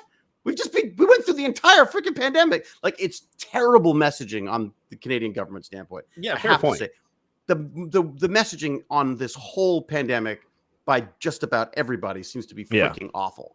You don't block hospitals. As far as I'm concerned, that's off limits. Yeah, that's not okay. But also they should look up the word convoy, because it implies that they're moving. They're all parked. Right. I would say it's a freedom parking lot. Commerce is stopping in the country because of this. And it's like they're the ones actually stopping it worse than it ever was stopped before. Yeah, they're making it they never worse. watch any of those convoy movies. I mean, those trucks were moving, man. They weren't. That's like freedom parking. Yeah, it's like, I don't care. Put your signs on top of the truck, honk your horn, and yell out the window and shit your message. I don't care. Just don't block main roads that prevent people from surviving. Like, you pay your taxes and you pay for your car and its registration or your bus ticket or whatever to be able to get from point A to point B so that you can survive. Because in society, we need food. We need food. Right. We need resources. We need to be able to work. We need to be able to afford those resources. And when people close all that down, then for me, it goes way beyond protest at that point. Right. Like I get it. If you want to protest and you want to make it inconvenient for the things that stop you, Like if you're pissed off at a law or something, then go up on the Capitol. You pay for that damn property. Like go up there and fucking rant outside of the building. I don't care. That's fine. All I'm saying is it doesn't make sense to block the flow of traffic, including blocking the flow of traffic to the people that support your cause. So that they can't get to anything, and it's hurting them and it's hurting their kids. And it's at that point, it's like, dude, your message is lost because nobody's going to focus on your message. It'd be like a terrorist, like coming here and like blowing up a power plant or like cutting all the power lines and being like, I don't like my power bill being $5 more a month, so nobody gets power, and they destroy the infrastructure. And it's like, but guys, like now we're going to have to pay more because they have to fix the power plant and put in more infrastructure. Now the price of shipping is going to go up because you guys have been completely offline and blocking all the people that did get their shots and could be running cargo right now. Now they can't run cargo, so now you shut the whole thing down. So now in the end, everything's going to be way more expensive. There's going to be a massive backlog. There's already like a problem with the supply. Yeah, it's just these people don't think this shit through. That's the problem. People in the chat are freaking out that I'm saying that we need to force a vaccine. I don't think that's what they're protesting. They're protesting the fact that if they don't get a vaccine, they have to quarantine. And I'm like, well, what else? Like, I mean, well, here, it's kind of a weird situation. My answer to that, when people do the hyperbolic thing where it's like, oh man, that nobody's telling them they have to do anything. Same thing here in the United States. There is no law that says you have to get a vaccine. But you know what? If you have a job, there's certain things you have to do to make your customers safe. And there are certain things that you have to do to make it safe for all the other people that work at your business. And that's the same. If you work at a factory, hey, you have freedom's a two-way street, right? Freedom is like, I mean, you don't have the freedom to make other people sick or put other people in danger. You're not allowed to shout fire in a cinema and stuff. Like I mean, a nurse that's like, oh, I'm not getting vaccinated because it's against my rights or whatever. It's like, you are literally a caregiver that went to school to learn about biology. And so not only are you like endangering the people that you're working with because you work with many patients and transfer between them, infectious patients, not only are you doing that now, it's like where the hell is your mind? Like, you literally went to school and you said you have a Hippocratic oath that says you won't do any harm. Yeah. No, vaccines don't. Oh my God. Oh, I can't believe we're into this. Vaccines don't stop the spread of Omicron, dude. This is ignorant nonsense. It's actually not ignorant nonsense. The fact is, it doesn't stop Omicron. Yes, I agree, but it stops you from going to fucking hospital with it. Yeah, and dying. Oh my God. Oh my God. I can't believe we're still having these discussions. I hate the 100% argument. It drives me nuts. Oh my God. There's no such thing as 100%. It's and that's the other thing that people keep saying as well, is it's like, well, I know people who got vaccinated, they got sick. Yes, it's a 90%. It's like, that means there's 10% of people going to get sick anyways. Oh my God. Or the folk who are like, oh, it's this 99.97% like survival rate. Do you know what 0.1% of 370 million is? A lot. It's like a million people. Are they really waving? Right. Are they really waving the Confederate flag and MAGA? It's like 3 million people. You want to, okay, it might only be 0.1% of our population, but that's still like a lot of fucking people. That kind of thing. I mean, and that ties to like the law of large numbers, right? Yeah, okay. It seems like small, but when you're talking about millions and millions and millions of people, like, that's, I think what's happened was everything gets politicized. Everything gets sabotaged by some other group that wants to do something else. I think the original problem here was they said, hey, why are we being asked to quarantine now when we weren't before? That's a valid question to me. Sure. That's like, get your fucking messaging right, government. Like, it's fair weather politicians don't know what the fuck they're doing in a pandemic. I get that. And I understand that frustration. I understand I'm totally for people going and demonstrating. I mean, absolutely do that. You go crazy. What the concern is that it's being hijacked and turned into some kind of a weird, like, anti-masking, anti-this, anti-everything thing. And it's just like, I think people see a crack and they get in there and they're like, let's make it all burn. You know what I mean? It's fine. Like, you want to get vaccinated? Great. You want to get vaccinated? Fine. I mean, I just honestly, like, I just think we got to stop, like, just yelling at each other as soon as we freaking talk about this stuff. It's nuts. Yeah. Do we have any mods today? I think I'm going to play mod for a little while. Yeah, I'm going to go. I'm sorry, I shouldn't have brought this up. No, I'm glad you brought this up. I'm glad it's fine. It's fine. We can move on. I understand that this is a spicy topic for people, and they may not want to hear it. They come here for other topics and stuff. So, like, well, yeah. And if I'm wrong, I'm wrong. Like, I'm totally fine. Yeah. Like, look, I may be proven wrong at everything. I'm completely happy to admit. I know 3 people personally that have died from this. I've lost more people to this than I've lost to cancer. So anybody that thinks that this isn't dangerous or whatever can go fuck themselves. As far as I'm concerned. I lost someone in December. My own opinion. Yeah, I lost someone in December because I don't know whether it was Omicron or Delta or whatever the hell it was, but they died. They were vaccinated. Everything, absolutely. And I'm not saying, and again, that's where the 10% comes in. So I'm not saying I don't think it's like some magic bullet or anything. Anyways, you're right. Let's talk about something else. What else have we got? We're going to talk James Webb taking first pictures. James Webb. Yeah, 18 shots of a star. Yeah. We got to put them all together. Right. Wait, did they actually, I didn't look at it. I intentionally didn't look at it before the stream. Did they actually get a clear picture? It's just to help them set it up. Calibrate. Basically. Yeah. But they also took a selfie, which I freaking love. I love that we now build. I love that now sensors on giant, expensive telescopes are now called selfie cams. Like he's got you know what I mean? Like that's the best way to reference it. Yeah. They took a selfie of themselves, basically. Man, that is a blurry ass picture, though. Hey, man, the first few from Hubble were real blurry too. And so they gotta cut it some slack, man. Well, Hubble screwed up. Didn't they have to put did they have to do LASIK? Like that was actually broken, and they had to. This is one of my favorite stories. Is like so they actually had to come up with like an algorithm to like fix the photo because it's a physical issue with the telescope, but they're able to like fiddle with the data so that it comes out clear. I do think they physically fixed it years later, but the same like math that they used to fix the photographs from Hubble early on actually helps with LASIK surgery too.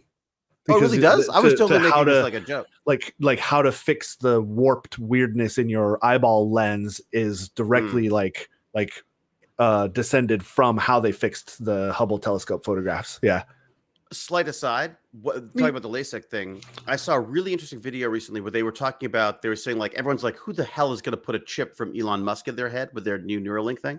And they said, well, 10 years ago, if you told me I was going to get my eyes lasered by a robot, I would have like laughed in your face. Well, I just thought it was kind of interesting how our perspective on what's crazy out there stuff has changed over the years. Yeah, right. The idea of lying there with with a paralyzed eye getting zapped by a robot is freaking wild. It's super cool. Yeah, I dig it. I think it's fun. But yeah, this is the same. So the picture I'm looking at here in the middle there, is that the star, just a bunch of echoes of it from like the mirrors being out of alignment? Or what are you looking at? Where are you looking? In the middle, like where the mirror is missing, where the light comes in or whatever, like where the sensor is pointing. Like what? Like with that center mirror, you can see like some round objects, right? You can see like 5 round objects. I think that isn't that the equipment. That's like the sensors and stuff, isn't it? Isn't that like because it bounces? It like bounces itself off. Oh, so you can see the reflection of itself basically in that center mirror. That first picture where it says primary mirror selfie, that's the array. That's the mirror array. Yes, then later on it shows initial alignment mosaic. That's one star. It's one star, but it's all over the place because the mirrors haven't been aligned properly yet. Right. And eventually they'll all go into one place. It'll focus. Imagine like when you kind of cross your eyes a little bit or like look into the distance, but you're not really, and you see like doubles of stuff. It's like that. It's out of focus. And so it's got to adjust them all so that, and all those little dots are eventually going to come into like one clear picture. And the reason why you're seeing one bright one right now is because that's reflecting a star. So they're getting light off a star with that one. That's why one is standing out. Oh yeah, in that my array. first thought was like, they knocked off one of the arrays out of alignment. They have to get light from somewhere, right? Like, So and it's in the shadow of the moon, right? So it's like it's not getting any light from the sun. I think it's shadowing itself, isn't it? And isn't there like a big part, sunshade. So big thing that circles around the sensor to block it out too. So the light that we're getting in that picture has to be like infrared light coming from the universe, right? Like coming at us. That's the idea. Is it's supposed to look way off in the So how long is it going to take them to align all these mirrors? Because they have to align each one of those individually and wait for a picture to like come back. And then like they've already haven't they've proven that they're all it says shape, though, haven't they? The mirrors are good, but it says here over the next month or so the team will gradually adjust the mirror segments until the 18 images become a single star. So right now that's why that second image that says initial alignment mosaic is all weird and dots everywhere. That's still just one star, but because each mirror is slightly off and focusing it into whatever the catcher thing for whatever the CMOS sensor or whatever it is. That's why there's a bunch of them, because the mirrors are all looking at the same thing but just slightly different. And so once they get them all aligned, imagine like you were trying to make like a parabolic dish full of mirrors, right? To focus sunlight onto a single point. Yeah. Well, you got to get them all aligned right to get them all into one point. Like a metal magnifying glass. Yeah. It's a similar concept. So like they're all out of whack, and they got to get them focused down so that they can. Lazy Leecher saying that I'm wrong about the bright hexagon, that it's actually the picture that made the array. But I thought the primary collector had like a camera in it so that it could look back at what it was. Yeah, that's that doing. Primary mirror selfie that's what I thought. Yeah, and that brightness might actually be, like you were saying, that might actually be from it beaming. It just happened to catch that at the right angle so that it's like super freaking bright. Light. And also, it's got to be it doesn't really bright out there. Holy crap. Yeah, one of the mirrors is like blown out. So obviously that's the one that's getting the light that's being reflected hitting back. The star. Probably. It doesn't. The article doesn't really explain that why that one is brighter. But probably. So it says Chicken Keeper says the bright mirror just happens to be looking at a star. That's what I heard. That's what I heard. It's a trip how that thing works though. Like each one of the mirrors can actually bend and distort. Like not only can it. No, I think they can actually change the angle at which it's bent. Oh God! I would have thought. Can they move the mirrors like this? They can also bow the mirror too. Like I guess that makes sense though, right? Because they need to be able to adjust if things, That would make sense. Could you imagine if we like suddenly they all come into focus and there's just like a giant freaking space armada, or like a giant space whale or something like that. The first thing we see is a Dyson sphere around the star that we're like looking at to calibrate it. Yeah. Oh man, we'd be the convoy doesn't seem like such a problem. Yeah. They can flex the mirrors. Actually, wasn't there something some like halfway through last year there was something funny. They were looking at a star and they thought that there was something artificial like in the way. The blinking or whatever, the data they were getting back from this star seemed initially to suggest that there could be something artificial, it was like a flickering planetary body or something like that was flying in front of the sun, and they're like, that's not acting like a planet. Yeah, there was a lot of talk about it possibly being Dyson sphere-ish or something like that. Was that years ago? It was years ago, man. If it's the one I'm thinking of, where they were looking at the star and they saw, because the way they can find out if there's a planet, because we don't have enough magnification to like see the planets and in the solar system. So what we do is we look at the sun and the solar system, and then as the light goes down, then that means something is between the sun and our telescope. So they can tell the size of the planets and some other information about the planets just by them passing in front of the sun, even if they can't see it. From the light, but they said the light was like doing this weird flickery shit or whatever. I remember there was one. They're like, "Oh my god, look! It's like a giant square thing," and they're like, "Well, no, it's actually just a dead pixel in the image." They're like, "Oh my god, an armada's coming at us! A dead pixel." Oh my god, it's the thing from 2001, dude. How shitty would that be? That's it. If you set that up. Dude, think about what has to go right for that to be out there and work, though. It's like if one diode, diode, like blew up on like the main board that got the video signal back, or it's garbage. Yeah, it's crazy. The orchestra. They got one open box item, and they're screwed. That was a few years ago. They launch it, and they find out that somebody sourced this power supply. Yeah. For the sensor. What? They're like, oh, come on. Well, because they're saying there's nothing we can do. Basically, it's like a freaking piece of toast. If that's it's gone. They said it's completely at least with today's technology, it's not serviceable. So when they built the telescope, they didn't build it to be serviced. Like even if we could get to it, there's like really not a lot we could do in space. It was never designed to be. How far away is it? I didn't feel like it took that long to get there. No, or was I just not paying attention? It was like a month or so. Days? Was it a month? Yeah. I want to say that what was it during Apollo? I thought Apollo was only like 3 days or something like that to get to the moon. Well, we're going to the Lagrange point beyond the moon, though, so it's probably a couple extra days. But it's not that far. It's the moon isn't as far as people think. It's only like 250 million miles away, something like that. I don't think it's million. It's too far away to get to. It's 1 million miles, but it didn't take that long to get there, did it? No, I want to say it's like 10 times the circumference of Earth. Yeah, 238,000 miles. That's nothing, dude. That's around the Earth 20 times. That's no big deal. The International Space Station orbits every 90 minutes. James, so why are they saying that there's nothing they could do to get out? I would have thought. Well, I guess the amount of fuel that it takes to get there. And have enough fuel to get back and land, it would require like a Saturn V rocket, like basically what we used for the Apollo program, and we don't have that capability yet. Right. So, right. Yeah, it's at the second Lagrange point, about 1 million miles, 1.5 million kilometers away from Earth. It takes about a month to get there. It's smaller than my thumb. Are we talking about the same? I don't think the James Webb is smaller than your thumb. Unless you have a really large huge. thumb. It's massive. Actually, it says right here dimensions. Size of a tennis court. 66.26 feet by 46.46 feet. Jesus. That's why. I think that's MD without Hofsty, the sun shield. So in chat, MD Hofsty said the reason it took so long to get there is because it had slow thrusters. Like it had to move slowly and accelerate slowly. So it wasn't like a rocket just accelerating up to like 27,000 miles per hour or whatever. Yeah. It had to like slowly accelerate so it didn't get all ripped up and banged up and everything. God, that's still crazy though, man. Like plot that a course, is so neat though. Like that, not have it like hit any space dust. Like even the freaking because the problem is, if I remember right, the Lagrange points are where debris can also get stuck in an orbit.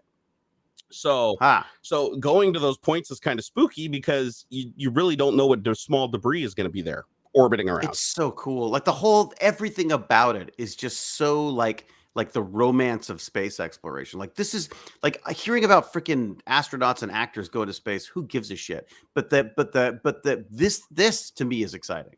Like this is what we should be focusing on. I don't think we should be trying to get our stupid bags of flesh out onto planets. I think we should be getting these instruments out there, man.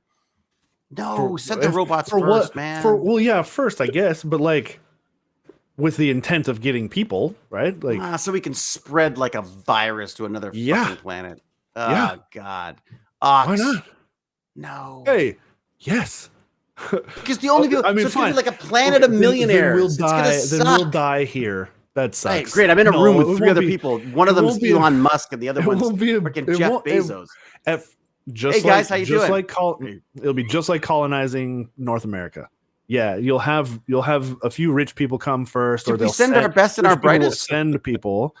The rich folk will send people first to die and to discover that Russia's already there with a fucking army. That's what they're gonna do. They're like, hello, Jeff. Yeah, we're very excited to have you here. Said space is enormous. You're pretty safely going through the asteroid belt because the chance of getting hit by something is so low. That's true. It only matters once you start going really, really fast. Like the space. If we're talking about the huge asteroid belt, yes. If we're talking about Earth's orbit or one of the Lagrange points, that's a little bit different because even the International Space Station gets pelted with shit like all the time. Yeah, a little. Like little pebbles and little no, but dude, we're talking about the James Webb Space Telescope. It's got like mylar as its shield. Fine. Have you ever poked a hole through a mylar balloon? It isn't hard. Yeah, but these guys know what they're doing. Like I have faith, man. Obviously, they've been out there for a while too. Faith isn't a word I use.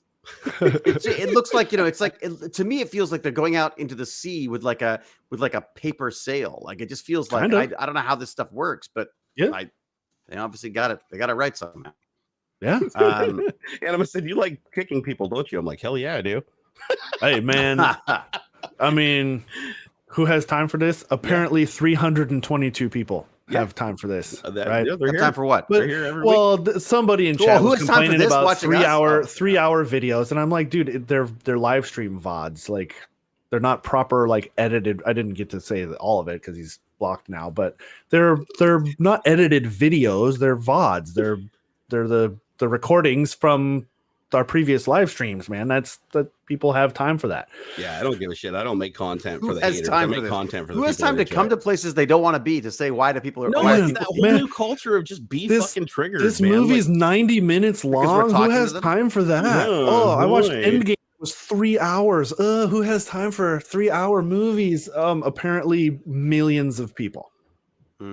Yeah, everybody has an audience. Even you would too. Even being a total asshole. If you went and created a live stream, you get a bunch of other assholes come rally around. It happens every day. Man, I think it was on my drive stream this past week. I got into like one of those hype modes of like pumping people up, giving advice and stuff.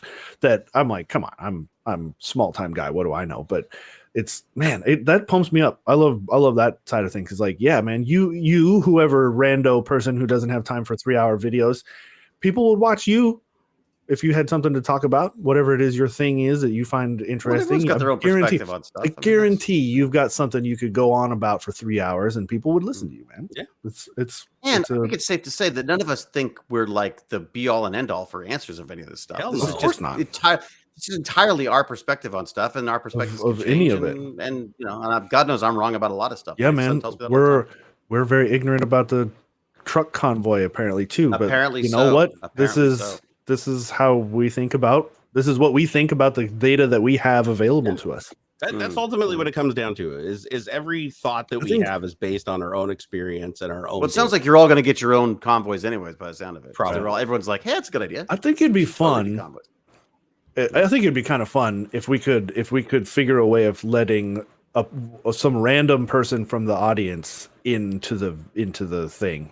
It would be kind of cool. Yeah, if there was some way of live stream. It doesn't work, dude. It's tough. I've seen it. I have seen it done. I have seen it done well. Actually, going back to Lyric, he used to do a thing sub Sundays where you could call in, and it was like a talk radio kind of a deal, and there were layers of filtering before somebody could get live and stuff. It's like any radio show and stuff. You got to have producers and stuff to handle it. But it could be done, and I think it'd be fun. But there's a lot of hassle involved and stuff, and it wouldn't work that well. Sure that the people are vetted and they're accountable. Because if they're just under an anonymous account or whatever, they'll pass your test, and then the second they're on, you have to super chat. Oh, you have to buy our NFT. You have to buy our NFT to get in bobblehead, on our bobblehead NFTs. That's it. If you don't own the NFT, you can't get into the server, and then you can't talk to us. That's one thing I found with Patreon. Yeah, even if you just charge $1, it just turns out like the haters, they're so afraid of not being anonymous that they won't even pay $1 or anything. They're afraid of it. So that's how you cull it. It'd be fun. I've seen some use Discord for that's how I know it was done before. And actually the guy actually set up a 1-800 number actually that you could call in, and somehow calling that 1-800 number could hook you into the Discord or something. And it was a trip. It was really fun just to have like fans and stuff come in and be like, "Oh man, this is super cool. Thanks for letting me." And "Oh, you're awesome." It was neat. Yeah, I used to do it all the time back in like the DJ Barnacules days, and about 80% of them would usually just freeze up and not be able to talk and then disconnect. Yeah. And then the other ones would come on and they'd be like, "Whoa, I'm on here. Go sub PewDiePie. Vote for Donald Trump. Bye." Oh man, really? Like, what the hell, dude? Like, yeah. And then when they get banned or whatever for doing that, they'd be like, "What, man? Like, what I do?" It's like, what I say? Come on. You're censoring me. I don't know, maybe even like we could have like an open chat sort of thing where like we take questions, or it didn't have to be live, like talk to us sort of. That's what you do is you have them like record audio clips and then play that, like have a queue and be like, "What's the next question?" and have them vetted. That'd be a good idea. Yeah, that'd be cool. I like that. Yeah. That's actually a really good idea. That's a good one. Just have an audio queue. That way if they can't edit their response, like once it makes it to live.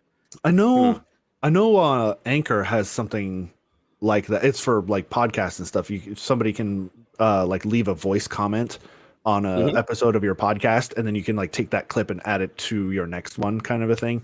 I'm not sure.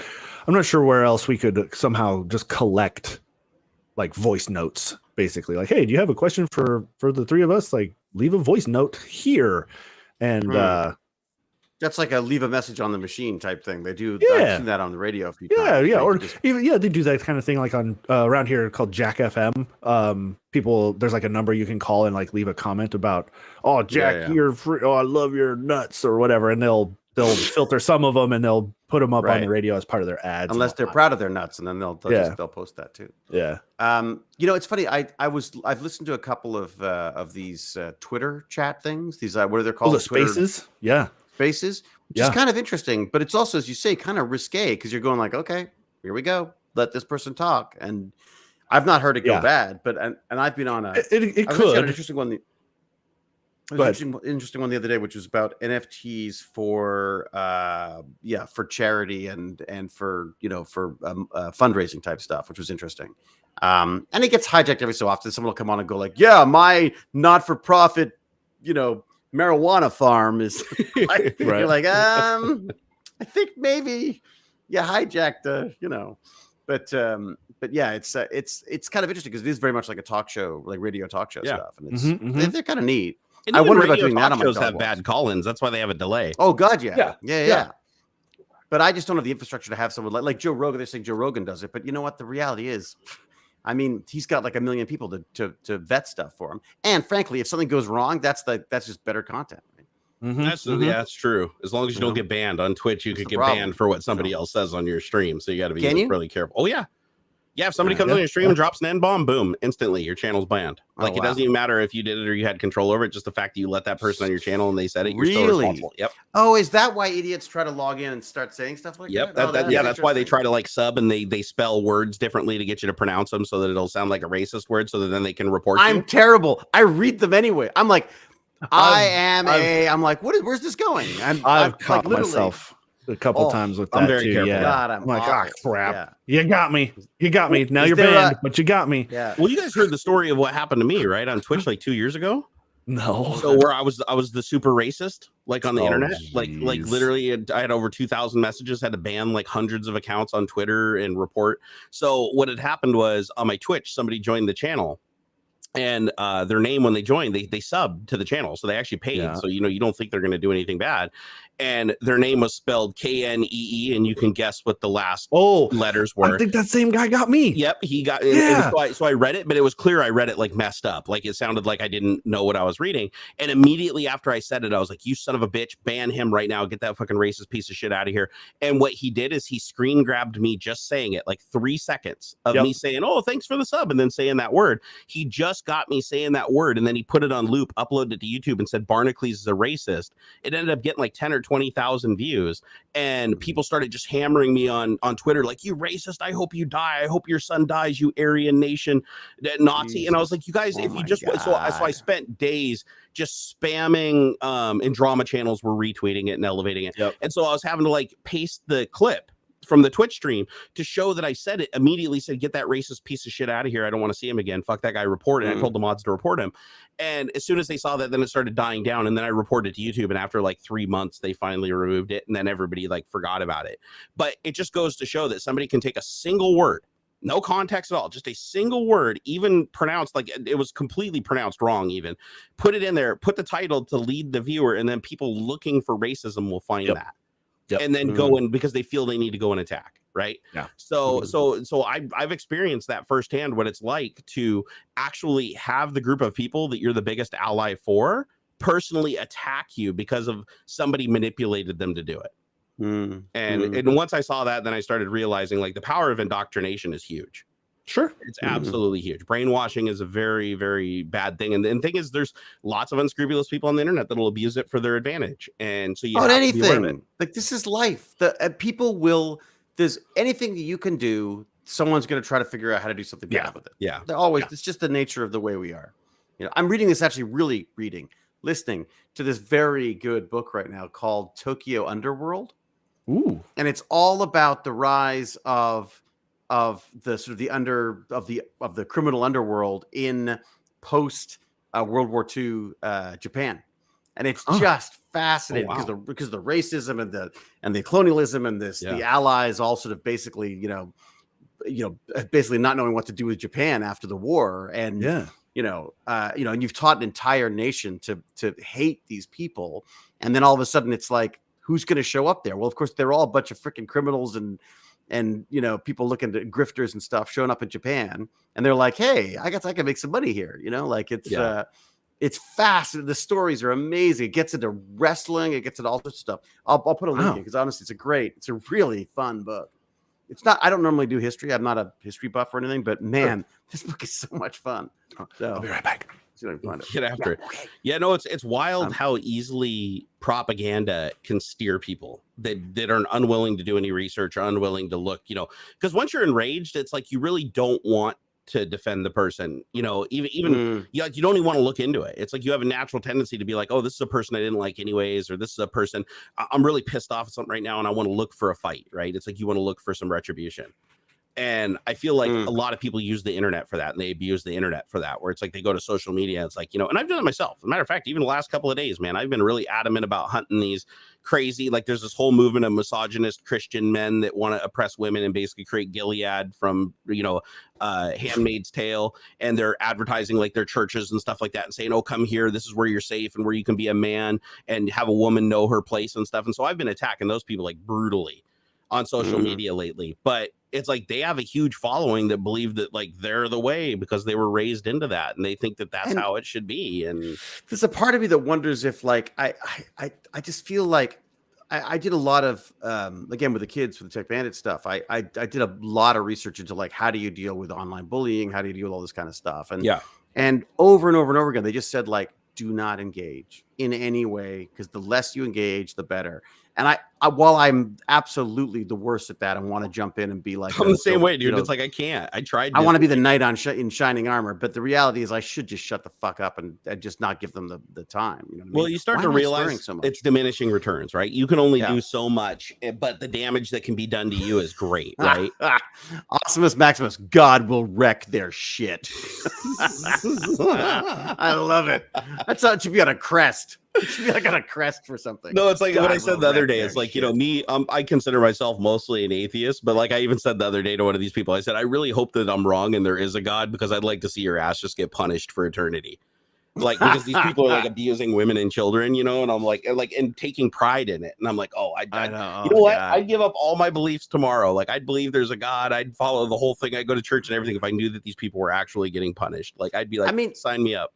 Well, that's why the Tokyo Underworld thing was so fascinating to me. It was just how all these people figured out how to game a system. There was a void. There was a lack of any kind of laws or system in place. They jumped into that void and it's amazing what they came up with. Like the stuff, these organizations that just did the most horrendous things. It's just extraordinary to me. Again, it's just a testament to how horrible we can be when we want to be. Oh, hell yeah. You know? Hell yeah. One of the biggest problems that we have here in the States is like the legislators that decide, you know, if they get to insider trade in stocks are the ones that decide whether they can insider trade in stocks. Yeah. It's like, that's like, dude, you can't let the like, imagine if you robbed a bank and you got to be the judge. Like, they're like, hey, buddy, you robbed that bank, so you need to judge yourself. And you're like, well, I'm going to go ahead and give the money back and let myself go. And they're like, okay, that's cool. And then you go rob another bank the other day, and then the cops catch you again. They're like, oh, my bad. You know what? I learned my lesson. I'm going to go ahead and let myself go again. I have a problem. Yeah, nobody's going to be like, oh, send me to prison and rehabilitate me, or send me to, not to say prisons are terribly good at that, but you know what I mean? There's going to be no punishment. Nobody's going to punish themselves. So like asking Congress and stuff like that, or any legal body in any country, they're like, hey, you guys are going to have to use millions of dollars to make it fair for everybody else. They're always going to vote no. If you're looking at my workbench, I think it's immediately to the right, but it's probably like. Is it? Up on yeah. Is it Aux? Is that where it is? Now everyone knows. So it's off to the right. Everyone knows where your stuff is. Are you sure it's off to the right, or is it? Everyone knows where all your stuff is, man. It's off to the right. I'm not 100% sure on that, Aux. Where is it? Where's it again? Aux, where was it again? Right there. You all heard. That's where it is. We all know. We all know where it is. You can never hide it from us. Yeah. Hold on here. Where did that go? Oh, and the door codes. Oh, Gimpy G just gave us $5. What? He doesn't have $5. What the hell's he doing? I don't even know how he even has $5. Protesters waving the Confederate flag in mega gear. Is that happening? What? Why did everything just go super robot? Did I just lose my internet? I think you're there. Whoa. The stream just died. Uh-oh, did it? Yep. Oh. Well, yes. It's not a bandwidth thing on my side. YouTube must be shit in the bed or something. Hold on here. Oh, weird. Okay, we're good. Let me check because we're good. We're back. You're all we're back. Okay, yeah. It's YouTube shit the bed right dumb. There. I'm gonna get riled up. I don't want to engage with these comments. What do you got? What do you got? I just have some very strong feelings when it comes to social media, and Mr. Bite Me has opposing views, and it's not a rant that I want to go back down. I've spoken my piece on that stuff quite a bit. Social media is not. Social media is a tool, okay? And if you don't like people, man, Okay, like it's Tinder killer, Facebook killer. Look, people have been killing each other since the beginning of time. It doesn't matter whether we had newspapers, radio, television, whatever the fuck. Don't point at the newest hot thing and say that that's the problem. Humanity is the problem. People have been true. Jack the Ripper. It's just tools Jack the Ripper didn't need Twitter to kill a bunch of prostitutes in London in the 1800s. Okay, it doesn't matter. Social media is not the problem. It's the tool. Okay, it's a tool. Guns, the existence of guns isn't the problem. It's the people using them. That's the problem. Yeah, okay? It's at the end of the day, it's rocks, intent that bows and arrows. It doesn't fucking matter. It's the tool and how it's used. If you don't like how social media is being used, then that's how you are using it. I like TikTok because it shows me the content that I want to see. It's not all a bunch of teenagers dancing around in their underwear. I'm not on. It is. That's I'm not on TikTok. That's what you want to see. That's what you're going to see. YouTube's the same way. Yeah, there's a bunch of shitty content out there that you may not want to watch. Don't watch it. If you consume the content that you enjoy, you will be fed the content you enjoy. The core of all of these platforms, you have a YouTube account and you're complaining about it, but it's how you use it. The people you follow on Twitter, the videos that you watch on Instagram or on YouTube, and the pictures that you like on Instagram. The whole it's not about it's not. So it's one thing to point out problems with how people use the tools. Totally fine, and there are a lot of bad actors. There's a lot of terrible shit that goes on out there. I don't like that term. What? Oh, bad actors. Sorry, I mean that in the like global intelligence sort of sense. Right. But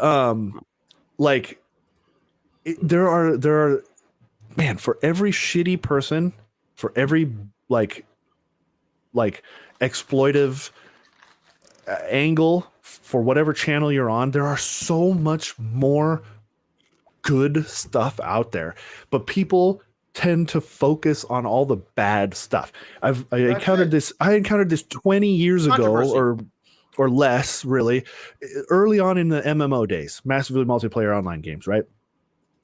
There are toxic communities. You get enough people together and you're going to have shitty people. What tends to happen is the negativity tends to be louder, but it comes from a smaller percentage of the population. This is, and I don't know if this is, I'm fairly certain that this is true fact. For every butthead that's out there, there's 1,000 good people. The thing is, people don't, the people who are content with the game or the tool or whatever, the platform, they don't speak out about how great it is. Happy people, because they're happy and content. I'm happy. I don't need to say anything because I'm happy. It's the people who are unhappy that tend to complain and squeak and make a fuss, and changes get made to please the people who are upset, and then things get out of hand. That's how you start getting these, heavy-handed bans and stuff on whatever platform, is because a small portion of people ruin it for everybody else, but not enough people talk about how good it really is out there. Yeah, and I mean the content. It takes nothing to put out something offensive and stupid and ignorant. It costs nothing. It takes no time at all. It takes thought and planning and education to put out something of value. So there's always going to seem like there's more idiots out there than there are intelligent. Yeah, bad always spreads faster. That's a good line. That's a good line I've seen before from Jack. Bad news will circle the globe before good news can pull its boots on. And it's true. And man, I'm telling you, it is not the tool's fault. Okay. Well, you guys saw what happened to Adele the other day, right? That was a great example of that. What happened to Adele? What? Like the Adele, singer? the singer, yeah. No. So Adele, one person on Twitter who had like an unverified account with just a couple of followers, like got mad that Adele said that she loved being a woman singer, a female singer, and they're like, "Oh, she's anti-trans now because she loves being a woman." And one account said that. Said that. It ended up becoming a trending topic for 2 days. Fox News picked it up and ran with it. A couple of other media outlets picked it up. Now they're trying to cancel Adele, and the whole trans community is like, "We're not trying to cancel her. Like nobody's mad at her. Like, Like we all want to be who we want to be. Like that's like and the thing is, like, they go back and Adele had to like defend herself, and she's like, what the hell is going on here? Because she's like a huge supporter of that community. But you want something to yell at? Yell at the media, because they're constantly looking for like tempests in teacups. And they're not constantly looking anything. for something that people can get angry at. Now, as soon as we move to this 24-hour news cycle where you're just trying to get people's eyeballs on stuff, that is an issue. I wouldn't say those are, again, those are people gaming the system. But it's like it just drives me bonkers. That I got attacked for 2 months because a person said I was a racist because they got me to poorly read a racial slur out of context, put it in a YouTube video, and spread it on social media. And because a bunch of people that are really sensitive to racism, and rightfully so, didn't know who I was, they just assumed that based on the context of whoever posted the video was accurate. I would have done way better. I would have just said, Barnacules can't read. See, then that would have been a true statement. That would have been a true statement. I wouldn't have been able to ban anybody. Yeah. So no, it's sad though, because it's like if something is bad, and I'm guilty of it too. Like I will turn and point it on me all day long that I have overreacted to stuff when I'm in a really sensitive state about it. Sure. No, Barnacules. I know it's hard to believe, brother. I know it's hard, especially watching my Twitter. I cannot believe it. You're so stable like me. Yeah, I get a little too emotionally invested in shit, as you guys clearly can see. Hey, it's quite. Hey, by the way, I'm celebrating day 16 of being on Wellbutrin. Woo! Nice. Yeah, congrats. Man. That's a good one. I do want to say too that, like, what's the deal? I just want to clarify real quick. I don't mean anything directly to you, bite me. Like, or none of this is meant to be directed strictly at you. I've come across similar comments in the past, and I've gone on similar rants. To me, social media as a concept, as a tool, as a platform, has enabled so much more good than really the bad that it has bred. It has given this would not ability exist without it. It has given people the ability to connect to communities that they wouldn't otherwise. Think about like back in the 80s. If you liked D&D, there was probably 3 other people in your school who liked D&D too. If that. Maybe. And then, or if you're into, I don't know, whatever. Faster finding those people though. That's a good example though. Dungeons and Dragons was being blamed for violence in schools. Dude, everything is blamed for violence. What? Like, I was like, yeah, he thought he was in an underground dungeon. Look at all of it. Instagram has provided an ability, for people to make money just taking pictures or just being themselves. Like you can, if you want, there's so much more opportunity than there ever has been to do what you love the most and really do it, like to make it a thing that you can survive on and find like-minded people. It is all leveraged because of social media tools, Web 2.0 stuff, all of it. Yeah. And I'm so attached to that idea that whatever your thing is, look at Gimpy G gaming. 20 years ago, the problem. No, 20 years ago, it would have been very difficult for someone in Gimpy's position to connect with other people outside of maybe his family or close community. It would have been impossible for people in that same position to reach a level of independence, whether it's financially or emotionally or whatever. Man, it's just I'll go on and on about this. It is so great, and everyone needs to focus so much more on the good of it all. It's hard, man. It is because the negativity is so loud, because we get like some kind of like, I don't know, dopamine hit or something from it. But like there is algorithm weights it higher. So much good out there, and it has all been enabled and leveraged because of these tools, and it is so awesome. And like I'm just like, we have as a species, we have a negative bias, though. Like we have a tendency to look for the things that are because it keeps do us harm. It kept us safe for 25,000 years, right? And so that instinct is just being used, is just being weaponized with algorithms and stuff. And as you say, again, it's a lot harder to come up with like reasons like why you had a great day on social media than why you've had a bad day. Yeah, we've gone from instinct to intellect, right? And not all our instincts are well trained yet, or I should say, our intellect isn't overriding our instincts where it should. Yeah, because that's the thing is our instincts still tell us to like run around and steal what you need and survive at all costs and everything. It's like we have to fight that as humans. Trust no one. Yeah. It's like now we're like, whoa, we're all packed together and we all have to shop at the same stores and work together towards goals and stuff. So it's like we're not really the same species that we were. Now we're I guess you'd say we're like cells in a greater body, right? We're all working together towards common goals. And because of that, we have to suppress a lot of our instincts. And unfortunately, with social media, it's programmed to prey on those instincts, the ones that we're not so good at controlling, because the computer's like, we got to learn what they respond to the most, because all it cares about is engagement. That's all it cares about. It doesn't care at any cost. It doesn't care. It's not saying, oh, bad engagement or good, just engagement is all it cares about. So it's and as far as it's concerned, studying that, we are far more responsive to the negative, and negative moves a lot faster than positive. Therefore, the algorithm has come to the determination that if you keep feeding the mushroom shit, they will grow. And that's what's happening. And but we can make a conscious effort to like ignore or not engage with or try not suppress necessarily, but like I mean, it is a level of suppression, right? You have to suppress that instinct to think everything's bad and to react.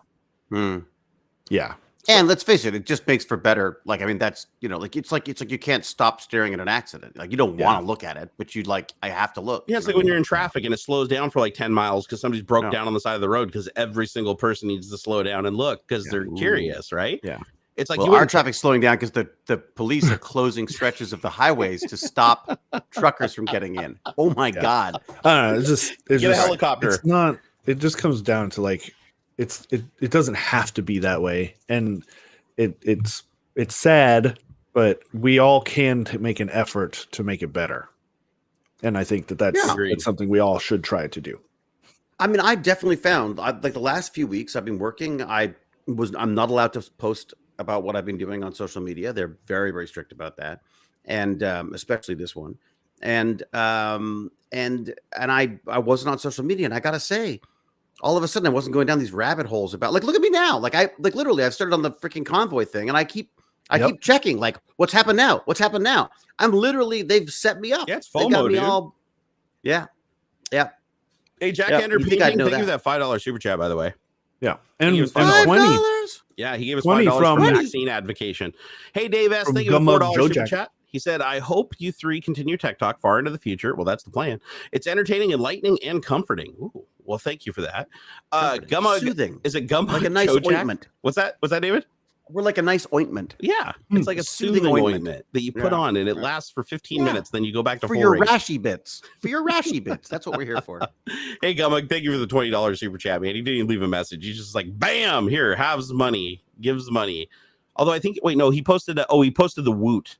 The Woot animated GIF. Oh, is that big giant like alien looking thing that showed up? Yeah. That was like a game controller. Yeah. Did that actually show up in the notification? Like it showed up on my up on my pop out chat. All right, that's cool. Cool. I don't know if that it showed on the screen in the alert, but yeah. Well, what's our final topic today? Oh, Intel. Intel. So about this earlier. Yeah, because we were talking about all that. I've never even heard of this. Yeah, this is all new to me. Yeah, let's see. We're reading it now. This is how we do this, man. Did I have homework? No. We always skim the article live. We don't read this stuff ahead of time. Yeah, I don't like the whole. I'm such a nerd. I like to read them beforehand, and then so others can follow along. We like the live takes. Because then everybody can participate in chat and like correct us. Well, we learn together. We learn together. Take my hand and we go on this little adventure together. So let's see. First of all, blockchain technology. So we're going to talk about cryptocurrency like we did earlier. We're going to circle back. So have they built something that may? Oh, this sounds like a non-event. What's going on? It's like we're going to do something. we're going to mention blockchain a lot in the press thing in the hopes of saying. Actually, yeah, it does. It does seem to be a bit of a non-event, huh? Let's see. Doesn't it? So I suppose they've got an accelerator. It boils down to Intel is coming up with an efficient and effective cryptocurrency mining chipset, which is an application-specific circuit, which means it specializes in mining and is better at it than general processor. It's they're building a specific, custom silicon platforms optimized for customers. So that's Intel is basically doing what every GPU manufacturer is doing and building crypto mining bullshit with resources they can be using for other stuff. Yeah, they're PHY cards. They're accelerators. They're basically GPUs without any output. Yeah. Or actually more specialized than just GPU because they're focusing specifically on the cryptocurrency algorithm stuff. It makes sense, these right? ASIC things, they're not GPUs, right? The ASIC things are specifically designed to work on whatever the crypto. Yeah, think of an ASIC like hardware instructions. Instead of software telling the processor what to do, the processor already knows what to do it, and it's just cycling as fast as it can. Well, so like so who manufactures kind of those? Are they faster? Are these big companies doing this, or are these like just little? I'll say medium companies. Well, the company, I kind of like the idea of a computer that's designed specifically for that. Well, it's incredibly limited. So ASICs can't do complex jobs because, of course, they're basically, so think of an ASIC as like a calculator that has all of the functions of the math you're going to do built in, and you can't change anything but just one input number. That's it. So now it is a little more complicated than that. You can't have multiple inputs and stuff like that, but the circuit is always going to run the exact same algorithm. You can't change the algorithm. And then if you have FPGAs, which are incredibly expensive, programmable gate arrays, an FPGA is basically a simulated CPU. You can basically teach it with software how to run instructions, and they can be brutally fast, but not as fast as an ASIC. An ASIC is as fast as it gets. So if you wanted to make a calculator that could calculate pi out to the infinite place, the most efficient way to do that would be to build an ASIC that just runs through one mathematical equation with as many constants as possible and only changed incremented like one number and ran the algorithm, ran the algorithm and just spit out the answers.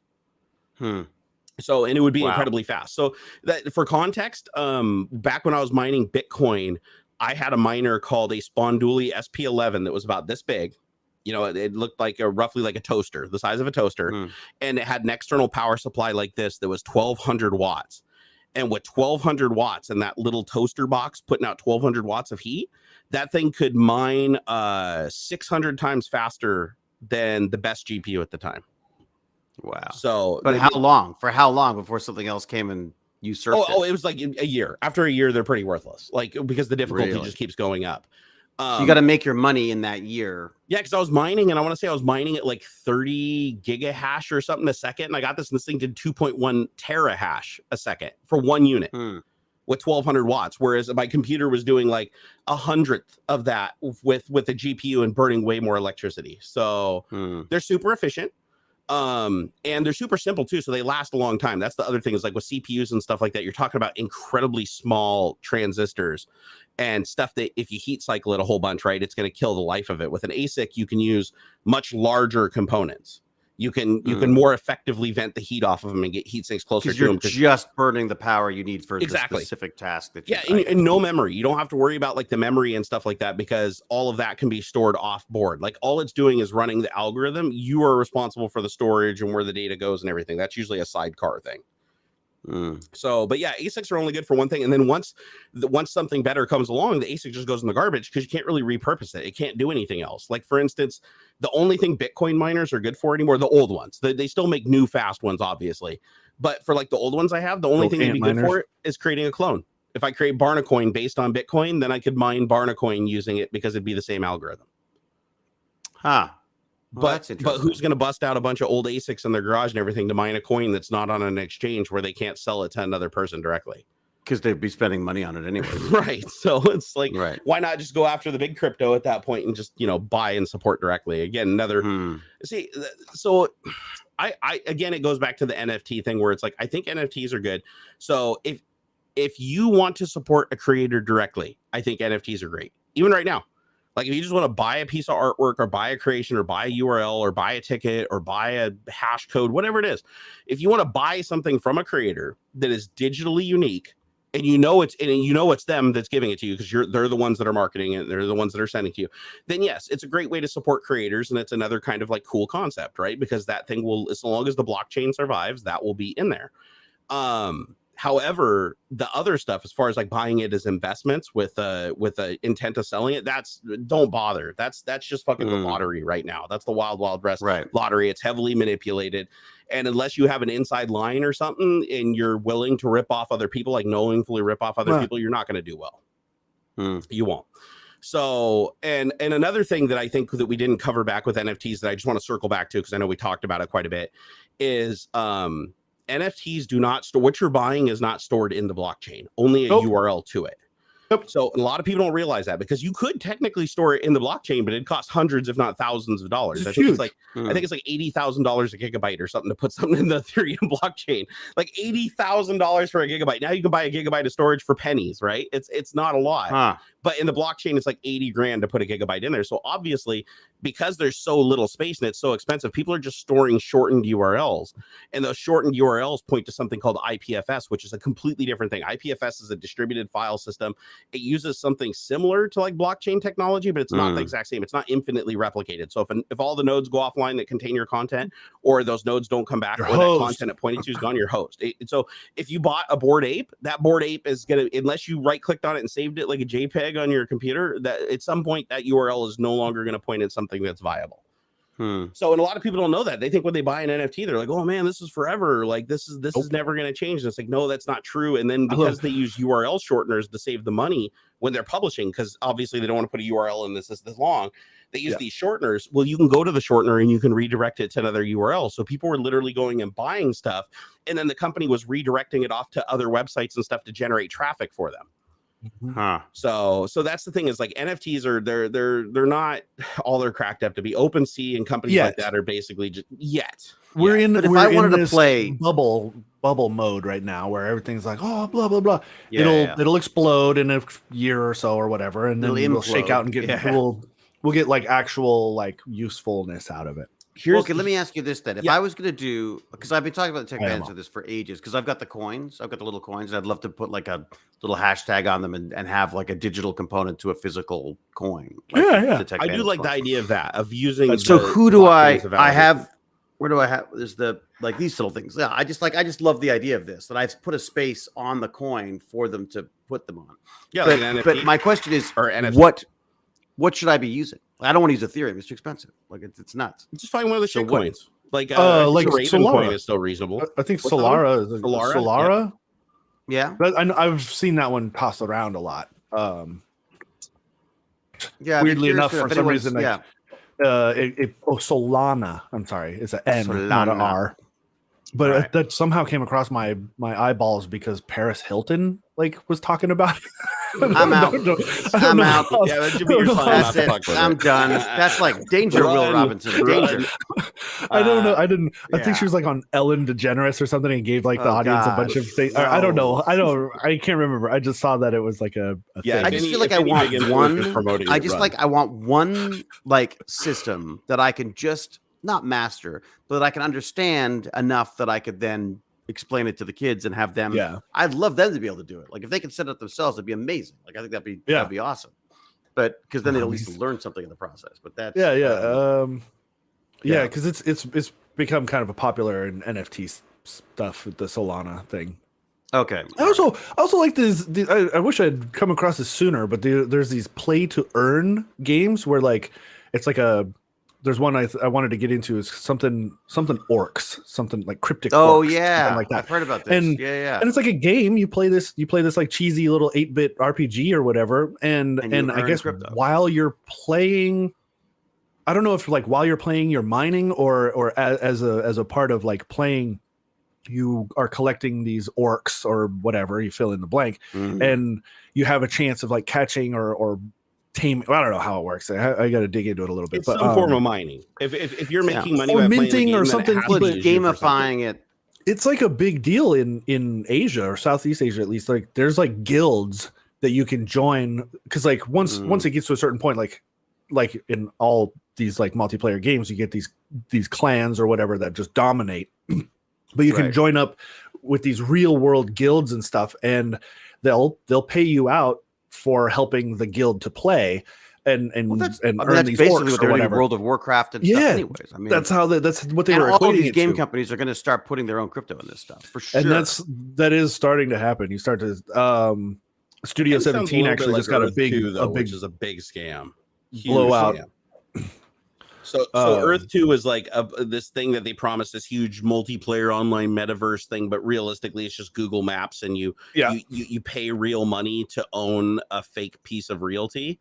Right. And it's basically you just own a section of Google Maps, but it's only on their site that you own it, and you can't really do anything with it. And the whole goal is it's just a mechanism for you to try to sell it to somebody else for more than what you bought it for. Right. But it has no value beyond that. So it's just a huge money grab scam.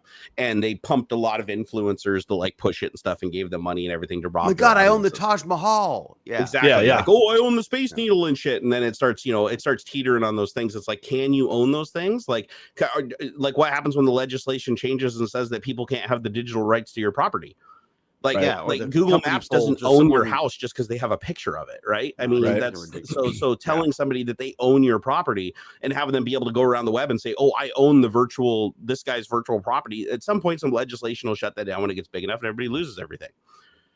Hey, Robert Settles, thank you for the $10. We appreciate that, brother. Thanks, bro. That's awesome, man. Like York Power says, no way this is still live. It's lasted longer than I ever have, bro. I used to do 6-hour plus streams while building PCs and doing all this. I wish I could do, I would love to turn on I would love to turn on a stream and just go about my business down here. But I feel like I always feel the need, because maybe it's the performer in me that feel the need to converse. And so I never get anything done.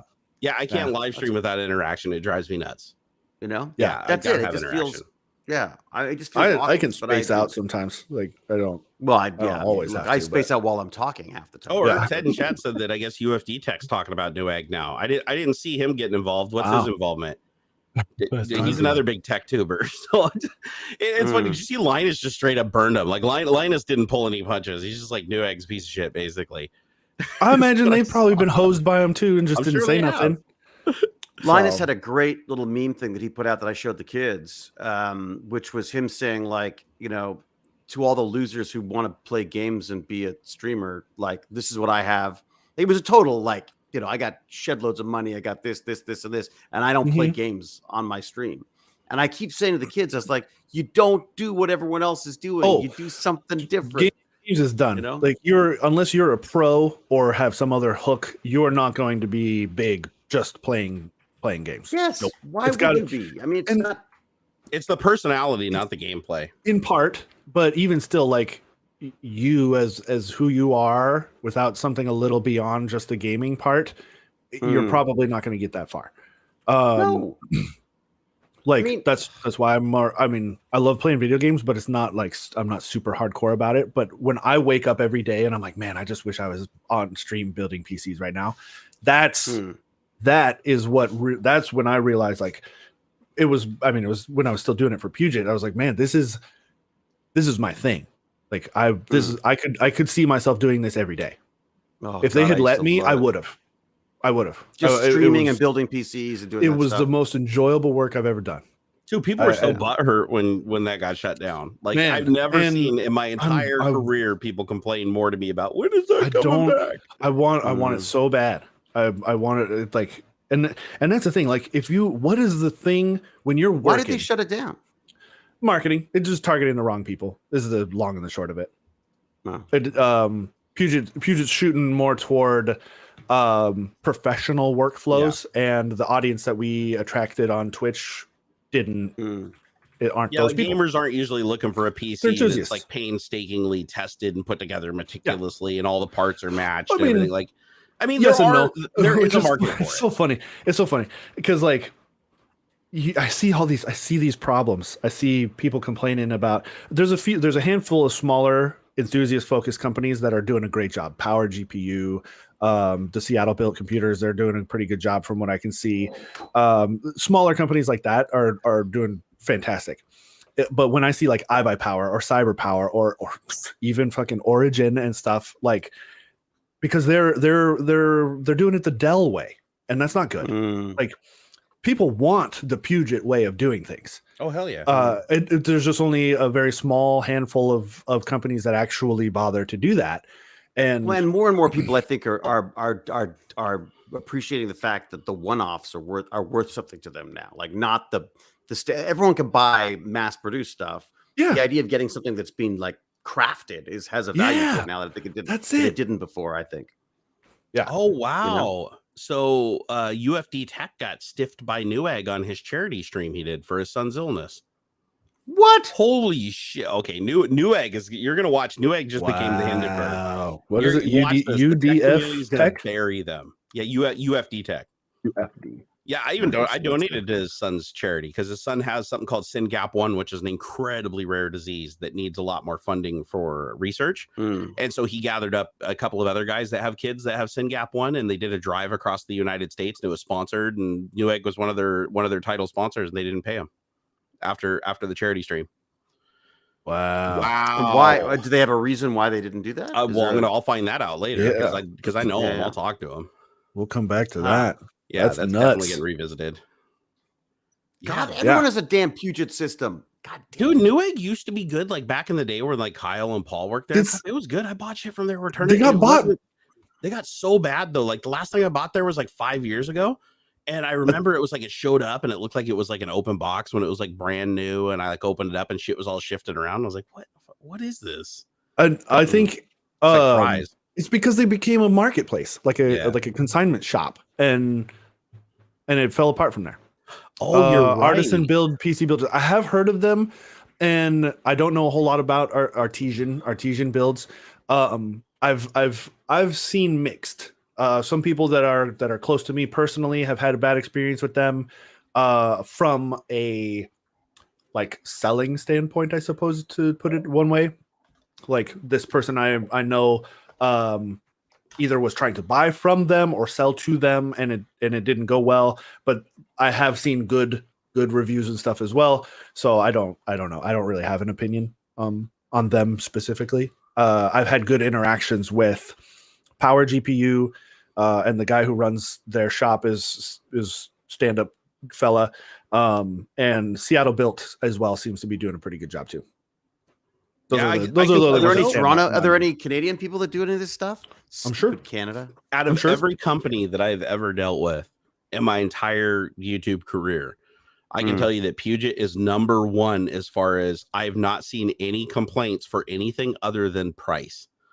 The only complaints I've ever heard is like, oh, they're too expensive, and that they're not in Canada, or I can't get. Yeah, they can't ship out exports. Every other company I've ever worked with, you always get like a couple of people that have like QC problems, or they're like, oh, they didn't correct this, or the company didn't handle this right, or I'm still waiting on this. Nothing. Absolute silence. I haven't heard a single person say that Puget System hasn't made it right. Their customer service wasn't awesome. Like, it's rare. That is super duper rare to see. Like every other company I've ever dealt with, it's still really low. But it's there. Puget is the only one where it's like the only complaints I ever saw in the comments of the video. It was they're just too expensive for me. I shouldn't say it that way because I'm not representing them right now. Puget, I have done the Pepsi challenge when it comes to cost. I remember one time when I was early on when I was working for Puget, or in my first couple of years, again, Lyric Switch streamer had gotten his famous, at the time, 10K PC from Origin. Okay. This was when he was sponsored by Origin at the time. 10K PC. Oh my goodness. That's crazy. Why do you need 10K? Why do you got two Titans in there? This was like the original Titan X, I think, or something. Blah, blah, blah. I parted a similar build. The only difference is we had Puget used a different cooler, like a liquid cooler. He had a custom loop just on the CPU. Puget Systems would have used an AIO, and I think like the RAM or something was a little different. Everything else was as close as possible. Maybe little branding is different and whatnot, but Samsung SSDs are better than PNY anyway, so fuck it. You could have gotten a very almost like 99% same build minus the RGB and minus a custom loop for $4,000 less. Oh wow. And I guarantee it would have performed better. You would have gotten better performance from the Puget System. Well, did I tell you what? Like, so the whole reason that like when John and we met through Fractal Josh, through Fractal Design. Oh, sure. Fractal. And so when I met Future Systems, I was the first influencer they ever worked with. Like we were both like completely green to the whole territory of doing anything together.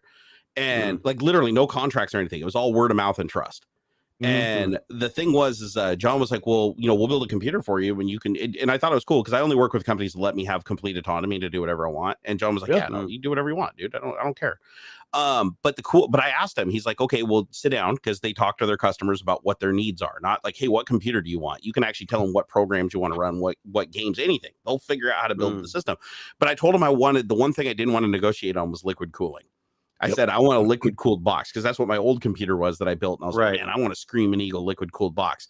And he looked at me and he's like, dude, it ain't going to perform any better. It's going to be higher maintenance. It's going to be harder to swap cards. He's like, it just doesn't work. Or he said, it doesn't make sense for what you're trying to do. And he even looked at me and he said, listen, let me build it my way. He's like, let me put it together to do what you want. And he's like, if it doesn't hit your performance targets, he said, you can bring it back in and we'll build you a water cooled one. He said that. And I was like, even though they weren't even making water cooled systems at the time. So he's like, well, if it doesn't hit your targets, man, we'll do it. But I know for a fact it'll hit your targets because we've built these systems before, and it'll be quiet. He said it'll be quieter than a liquid cooled system. And I was like, wait, so the liquid cooled ones are louder? They can be. They can. You have general pump noise, fans on the radiator. Sometimes if you have a reservoir, the bubbling and burblings and stuff. Yeah. Yeah. So I thought that was pretty cool that he was like, no, I'll build you a quieter computer. And yeah, it's been that thing was amazing. The dual CPU system that was originally built. The big monster. Xeon. Yeah, jeez. That thing's a monster, dude. You had a dual CPU dual system? Xeon. Yeah. This was just before it stopped making sense for dual Xeons to be any good for Premiere. Right. Yeah. It was because that was what it was primarily built for. The system was built for Adobe Premiere and multi-monitor. And and it worked fantastic. And then the second system they built, and so I've been on air cooled ever since, because the thing I hated about the liquid cooled was swapping out the cards was always a pain in the ass on a loop. You know, you'd always get liquid drops and have to put like rags and stuff underneath it. So it was a pain in the ass. So once I knew that you could get the airflow right through a case to where you didn't need that. Like, I mean, this thing over here, this one didn't need as many baffles, but the original system had tons of baffles in it that they custom made. They made their own kit for quieting it down. They put thicker acrylic on the side. Then they put like sound absorbent padding on the back panel of it, which made it a lot heavier. So it was a lot heavier computer, but it was dead silent, man. The thing you couldn't. It's not like you're moving it anyways. Yeah, you could put it in a room, you would not hear it, even with everything off. You could not hear it unless you were running 100% load and the GPU fired up to 100%. You didn't hear it. It was dead silent. That's interesting. I hadn't thought of that because, of course, any kind of voiceover stuff, I struggle to. I'm under blankets and all sorts of crap trying to find ways of. I know. I've seen voice actors like my buddy, voice of the Big JB on Twitter. He's a voice actor that does a lot. He or at least used to do a lot of voice acting work. And I remember going over to his house and he like opened the door under his stairs, and he literally just had like 3 feet of like foam on every wall, every surface. And he had a tiny little desk, and he sat on the floor on this little tuffet thing. And he had his like, his nice microphone sitting there, and his microphone had like this big piece of foam that came in around him. And then he closed the door behind him that was covered in foam, and then put up a sound blanket that hung from 2 hooks, and that was his quiet room for doing all of his. Dude, I have a closet. I have a tiny little. It's not even a closet. It's literally like a wardrobe that I just hang all these sound blankets in, and I sit in the pitch dark with all the cables hiding under the thing, and I do my stuff like that. I had to, and that didn't work the other day because I worked on a game, and the guy's like, well, how do I direct online? I was like, you don't. I wish. There's a new Stargate coming up, and it looks like they've just reskinned like an old. So they just like reskinned a game of some sort. I don't know. I don't know. I shouldn't say. Damn, it's 1 p.m. already. Jeez, time flew today. Oh my god! Holy crap! I gotta go. Oh, dude. Hey, before you go though, it was late for something. Have you seen Snowpiercer? Yes. The TV show, the series, the movie series. Yeah. Oh, I saw the movie, but not the series. Oh, good. No, the series is way better than the movie. Way better. I mean, the movie's good. Don't get me wrong. Snowpiercer. Are you watching Peacemaker? Yeah, I love Peacemaker. Peacemaker is one of my favorite shows right now. Cannot beat Peacemaker. I think John Cena. Yeah. Cena. I think he's the best actor I've seen in a long time. Honestly, it's great, and he's a freaking wrestler. He would be brilliant. He's amazing in that role. He's like a straight man to his own jokes. Yeah, it's like hilarious. Don't make me move my arm.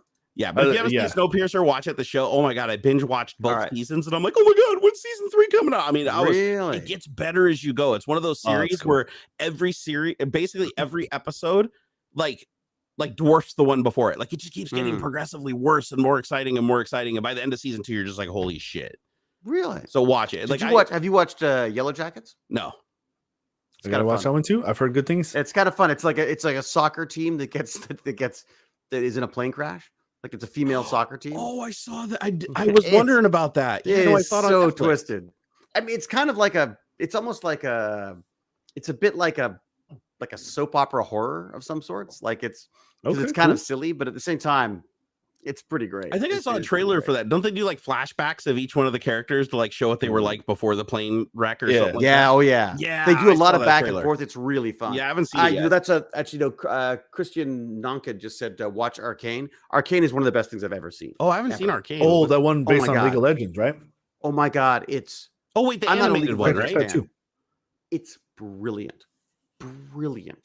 It's honestly one of the best animations I've ever seen, and I also liked. No, I have seen that. I've only seen like 3 or 4 episodes, but yeah, it's the kids that are like running around getting into shit all the time. Just kick back and just sit back and watch that series. It's so good.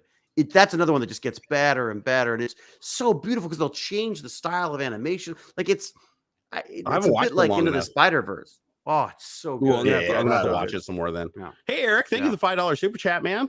Last of the he said last but of support for the stream. Last of butt. Oh, thanks, man. Last of butt. I think you meant last bit of. I need some butt support. Hey, man, butt support is the way to go. Gravity's taking effect. Hey, David, thank you for coming and hanging out with us today. We missed you, man. Oh God, I know. Yeah, dude, forever. Thank you so much.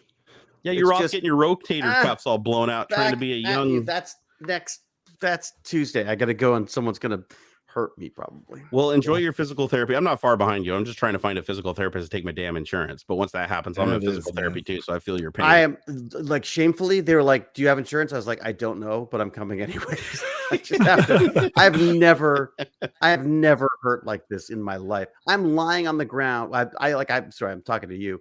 But I'm like lying on the ground with what are they called? Those hard balls. Just lying on the ground, like in around. Oh yeah.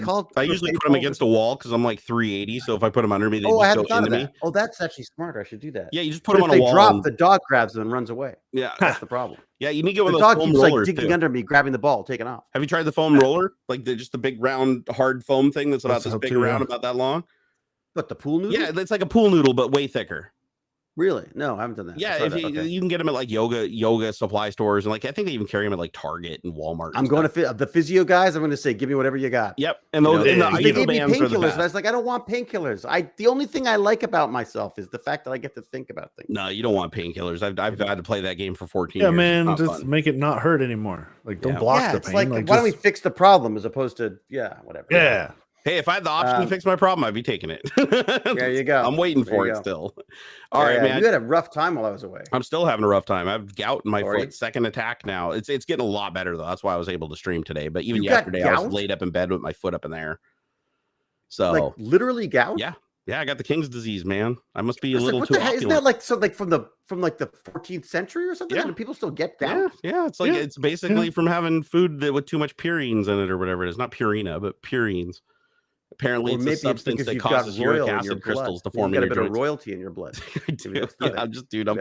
I'm just the reincarnation of some fat king back in the 16th century. It's fine. Aren't we all? All right. Well, lots of love to you. All right. I'll see you next week if you're around. And to everybody, thanks to the chat. Ow. Fuck. Oh, jeez. Thanks to the chat. Oh, I love it. All right, it just went all weird and pixelated. That's so funny. Goodbye, everybody. Take it easy, David. I'm going to go and cry. As for the rest of you guys, thank you for joining us for Tech Talk this week. We'll be back again next week, 10 a.m. Pacific time here on YouTube/Barnacules1. If you guys want to see our individual streams that we do, all the links are in the video description, including Mr. David Hewlett's Tech Banditry stream. And you can also find all of our social media links if you want to come exploit our social media addiction. Twitter is where you'll probably find us the most, if I'm not Twitter's mistaken. the best for me. That's the one. Twitter and Instagram. And we all do streams over on Twitch too. So make sure you're following our Twitch channels if you want to see those streams. Fair warning, my Twitch stream is a lot different than what I do here. So just that's for sure. Prepare your buttholes if you're going to go over Mine there. involves children. So it's a whole different thing. Yeah. So just keep that in mind. Yeah, that sounds really wrong, doesn't it? I think you could have picked such better words, man. Better words. I've really got to get a better messaging. I gotta improve my messaging. Hey, come to Twitch and watch me play with children. It's great. He's Canadian. He's Canadian, guys. It's just, that's how they freedom. Ow! God oh damn my it. God! All right, get out of here, David. We'll see you next week, man. Love to you. All right, we'll see the rest of you guys next week. All right, I'm gonna go back to sleep now because I only slept 3 hours last night, so I think I did all right for 3 hours. Yeah. I went to bed. I think it was about 4 a.m. Oh man, that's rough. Yeah, it was pretty rough. All right, brother. It was good seeing you, man. Yeah, it's good, man. This is fun. Yeah, man, and let's sideline this week and do something, play a game or something, even if it's something simple for a little while. Maybe play some Forza or something. I don't know. Yeah, okay. Man. Sound good? Yeah, all right. All right, peace out, guys. We'll see you next week. Later.